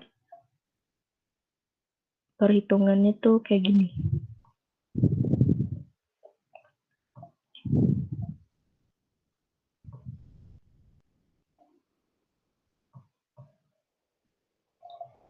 Jadi yang dimaksud dari iklan dibayar di muka yang ada di soalnya ini mungkin adalah pendapatan diterima di muka. Karena kan gini, si perusahaan Naruto itu tadi dia adalah perusahaan bidang jasa advertising. Berarti kan dia tuh menerima orderan iklan gitu kan. Berarti kalau misalnya dia menerima iklan, itu berarti artinya dia menerima pendapatan diterima di muka gitu. Yang berarti artinya tuh hutang jasa karena dia dibayarnya duluan gitu. Pas si perusahaannya belum melakukan penayangan iklannya gitu. Nah tadi kan sebesar 48 juta untuk 6 kali penayangan. Nah maka biaya iklan buat sekali tayangnya itu adalah 48 juta tadi dibagi 6. Karena kan 6 kali tayang. Nah, jadi setiap tayangnya itu dikenakan biaya sebesar 8 juta. Nah, terus kalau perusahaan mau bikin di akhir periode laporan keuangan gitu, itu kan berarti yang udah dilakukan tuh kan dari 10, 17, 24, sama 31. Yang berarti udah 4 kali penayangan. Jadi sisanya yang masih jadi hutang jasa itu adalah 2 kali penayangan ini. Nah, makanya harusnya itu saldo iklan dibayar di mukanya atau yang masih jadi pendapatan diterima di muka atau hutang jasanya si perusahaan Naruto ini adalah sebesar 2 dikali 8 juta gitu. Yaitu sebesar 16 juta. Nah, tapi yang di soal ini jika saldo akun iklan dibayar di mukanya menunjukkan saldo 24 juta, maka saldo akun tersebut adalah salah. Kenapa salah? Karena yang si tanggal 31-nya ini harus sudah dihitung sebagai pendapatan iklan, bukan lagi pendapatan diterima di muka, yang alias udah jadi pendapatannya perusahaan Naruto gitu, bukan hutang jasanya lagi. Nah, jadi untuk nomor 8 itu jawabannya yang B.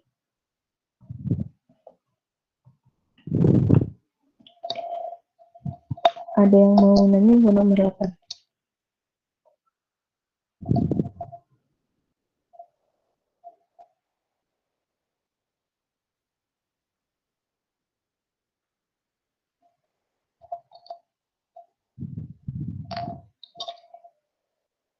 Bisa dipahamin nggak penjelasan yang nomor 8-nya?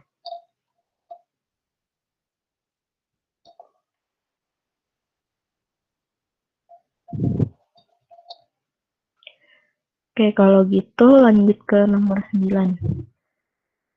Perusahaan dagang pelangi akan menyusun laporan keuangan sehingga membutuhkan informasi mengenai saldo persediaan. Anda sebagai staf akuntansi melihat neraca saldo sebelum penyesuaian pelangi pada 31 Desember 2015 dan terdapat saldo sebagai berikut. Persediaannya sebesar 20 juta. Ini maksudnya persediaan awal. Terus penjualannya 70 juta, pembeliannya 60 juta, retur pembelian 2 juta, diskon pembeliannya 1 juta, terus biaya transportasi pembeliannya 8 juta. Berdasarkan data yang ditemukan, nilai dari persediaan akhirnya adalah titik-titik.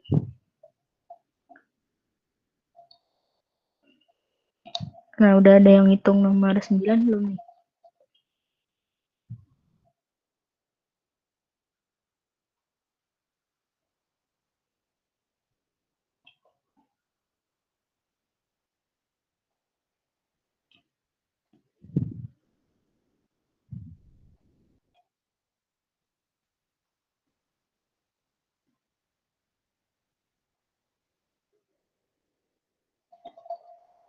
Oke, buat mempercepat waktu, aku langsung ke pembahasan aja ya.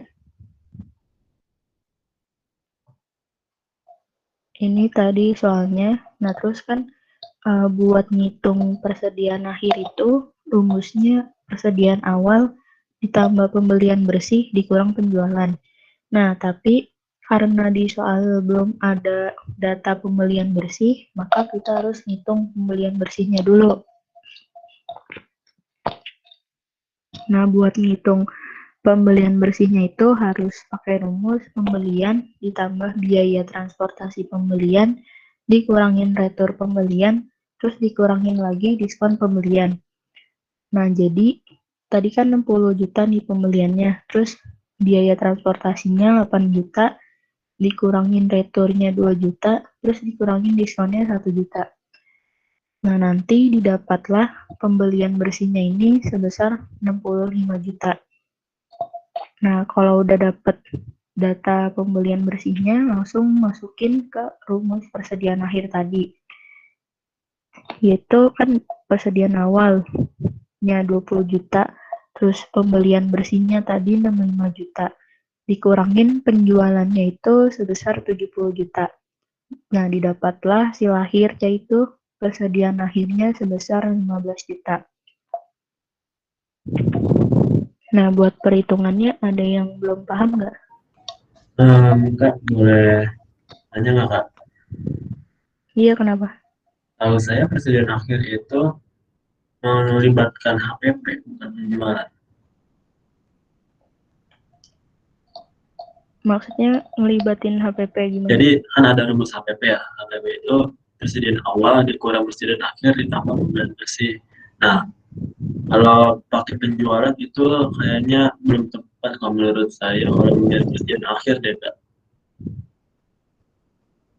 Oh, sorry, berarti ada salah rumusnya.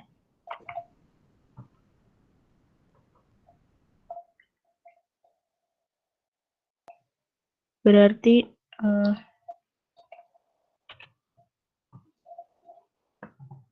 cara ngitungnya tuh HPP sama dengan persediaan akhir gini kan ya, dikurangin persediaan awal. Kembali. Yang akhirnya jadi pengurang. Oh, sorry. Persediaan awal dikurangin persediaan akhir.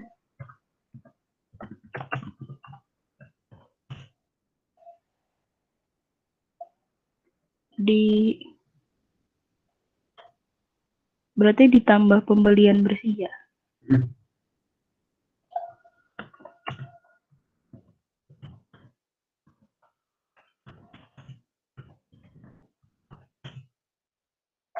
Berarti nggak pakai penjualan.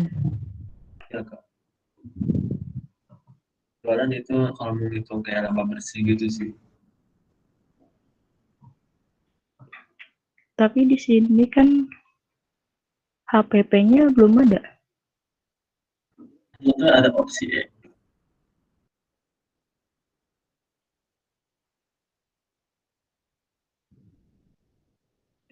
Berarti emang nggak ada jawabannya gitu. Kalau menurut saya juga. Coba bentar.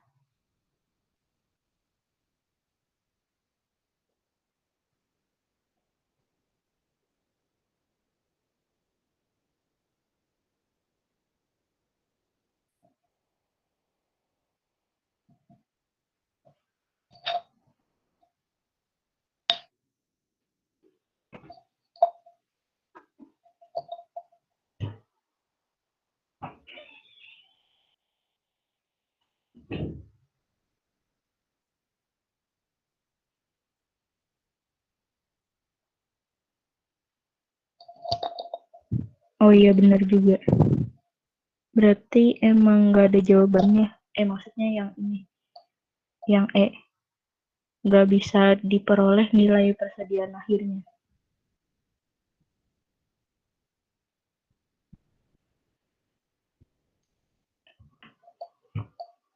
Berarti nomor 9 itu yang karena tadi kurang data HPP-nya. Berarti langsung skip aja ya nomor 9.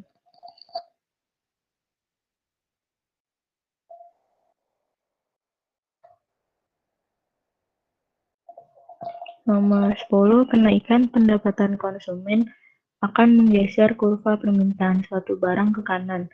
Sebab faktor-faktor yang dapat menggeser kurva permintaan ke kanan adalah penurunan harga barang itu sendiri dan kenaikan pendapatan konsumen.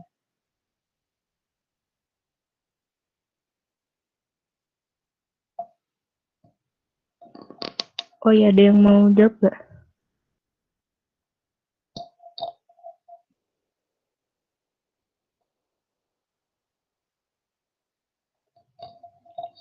Pertama, buat pernyataannya, kenaikan pendapatan konsumen menggeser kurva permintaan ke kanan. Nah, ini benar. Kalau buat alasannya, faktor-faktor yang menggeser kurva permintaan ke kanan adalah penurunan harga barang itu sendiri. Nah, ini salah. Karena kalau penurunan harga barang itu sendiri itu cuman menyebabkan pergerakan di sepanjang kurva. Jadi, benar jawabannya tuh yang C. Oke, lanjut ke nomor 11. Industri semen terdiri atas beberapa perusahaan besar yang bersaing dengan sangat ketat melalui strategi non-harga, seperti iklan, untuk memasarkan produknya di pasar. Sebab perusahaan semen bersifat oligopoli yang memiliki karakteristik jumlah pelaku pasar sedikit dan produk yang dihasilkan hampir serupa satu sama lain. Nah, jadi industri semen itu dia benar perusahaan oligopoli sehingga terjadi persaingan non harga. Yang contohnya itu adalah iklan. Terus perusahaan semen bersifat oligopoli itu juga benar. Yang memiliki karakteristik jumlah pelaku pasarnya sedikit dan produknya itu hampir serupa. Nah ini pernyataan benar, alasan benar, terus juga saling berhubungan, jadi yang A.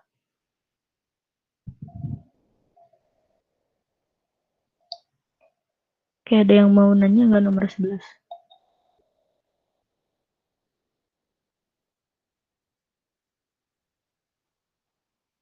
Oke, lanjut aja ya ke nomor 12.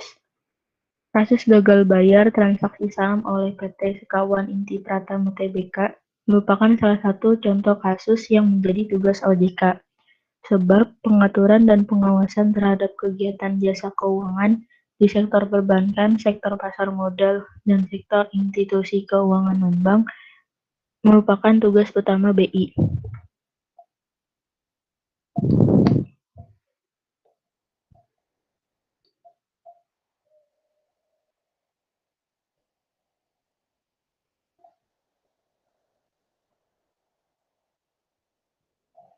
Ini yang 12 pada jawab yang mana?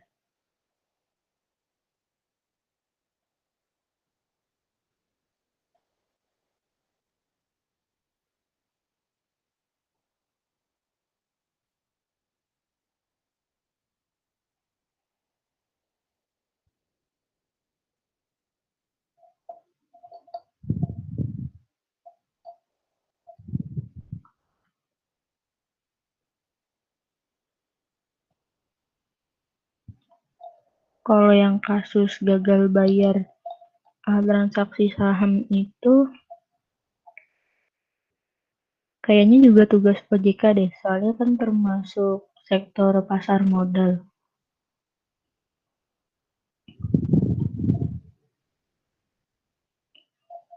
Terus kalau pernyataannya ini salah karena kalau yang institusi keuangan non-bank itu dia diaturnya sama diawasinnya sama OJK, bukan BI.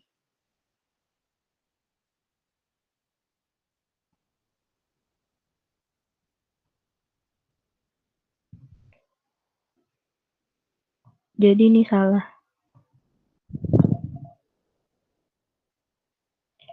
Nah, jadi yang 12 tuh jawabannya C.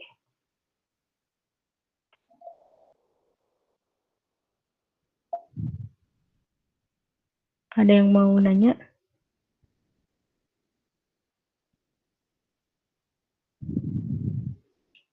Oke, kalau gitu lanjut ke 13. Produsen akan memilih untuk menghasilkan output pada kondisi berikut.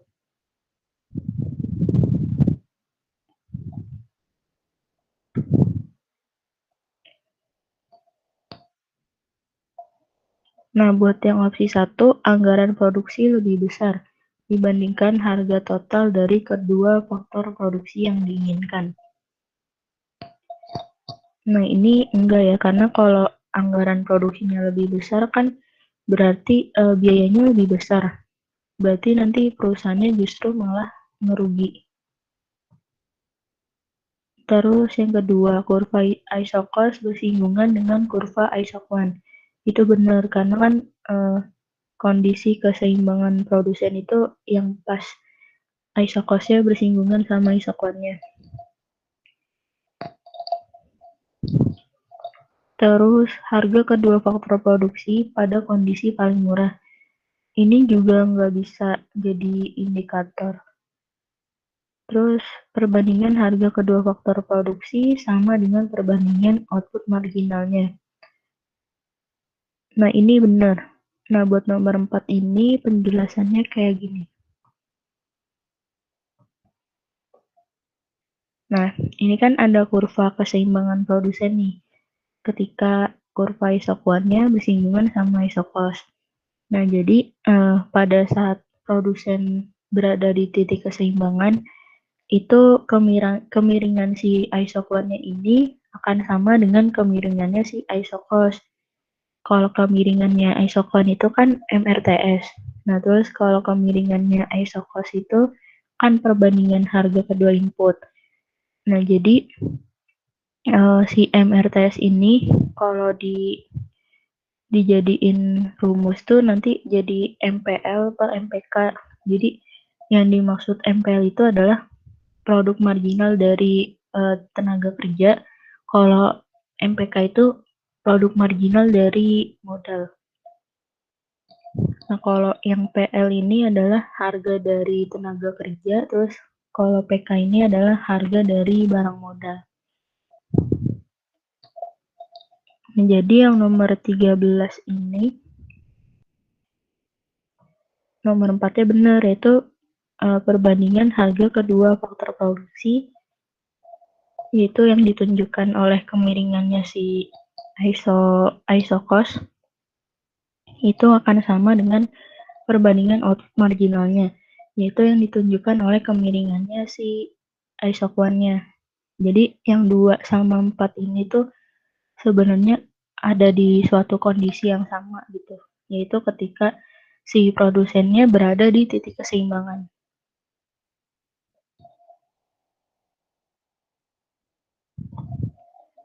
Ada yang mau nanyain soal kurva yang tadi nggak?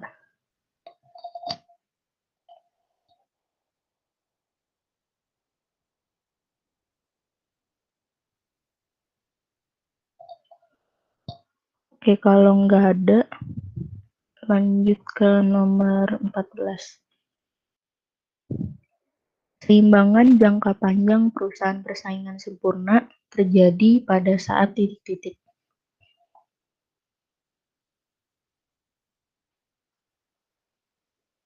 Ini harus dalam jangka panjang. Berarti kalau nomor 1, keuntungan yang diperoleh perusahaan mencapai nilai maksimalnya. Nah, ini enggak. Kalau misalnya keuntungan di nilai maksimal itu kan berarti ketika laba supernormal. Sedangkan di jangka panjang itu kan si PPS ini cuman dapat laba normal. Berarti salah.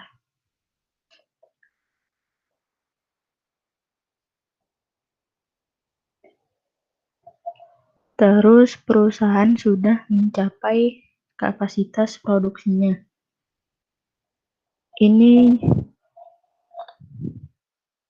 Ini juga enggak.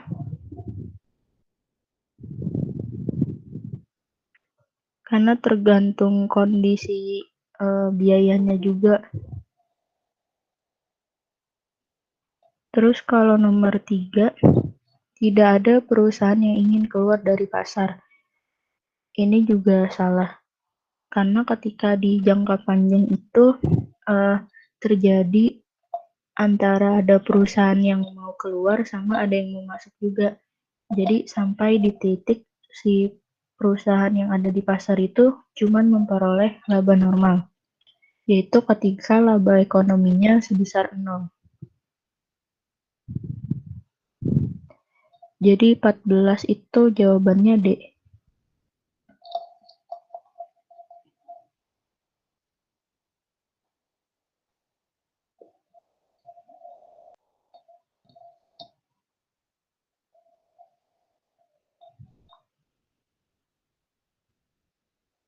Oke, lanjut ke nomor terakhir. Indonesia lebih unggul dalam memproduksi beras dibandingkan Jerman. Namun, Jerman lebih unggul dibanding Indonesia dalam memproduksi mobil.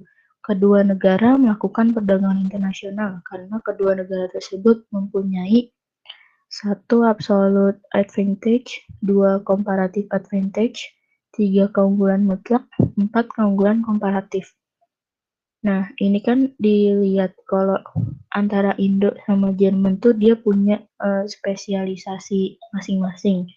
Jadi bukan absolute advantage, tapi itu comparative advantage, yaitu keunggulan komparatif. Kalau keunggulan mutlak kan pengertiannya absolute advantage. Jadi 15 itu C.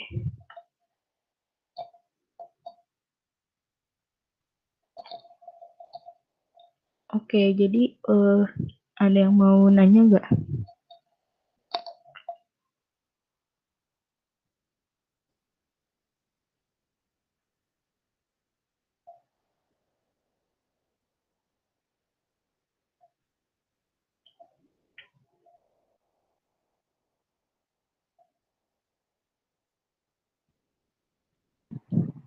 Kak, mau nanya. Iya, yang nomor berapa?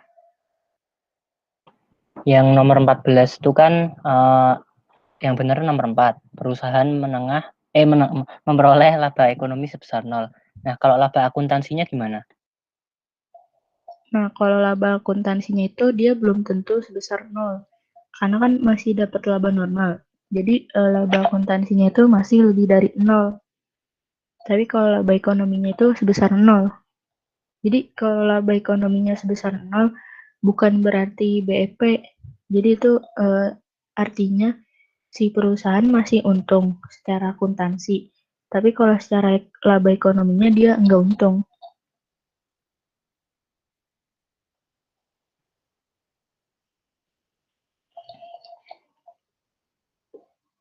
Oke, makasih.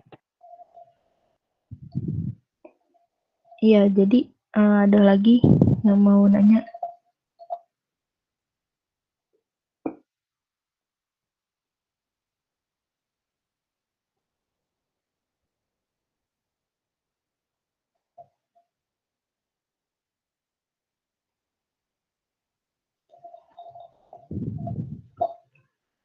Kalau mau nanyain yang tahun 2015 juga boleh.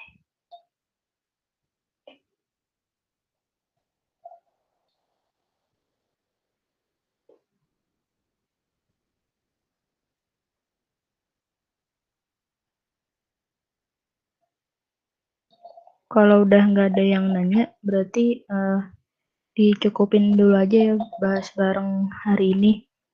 Semoga apa yang udah gue sampaikan tadi bisa bermanfaat buat kalian dan bisa membantu kalian ketika tes nanti.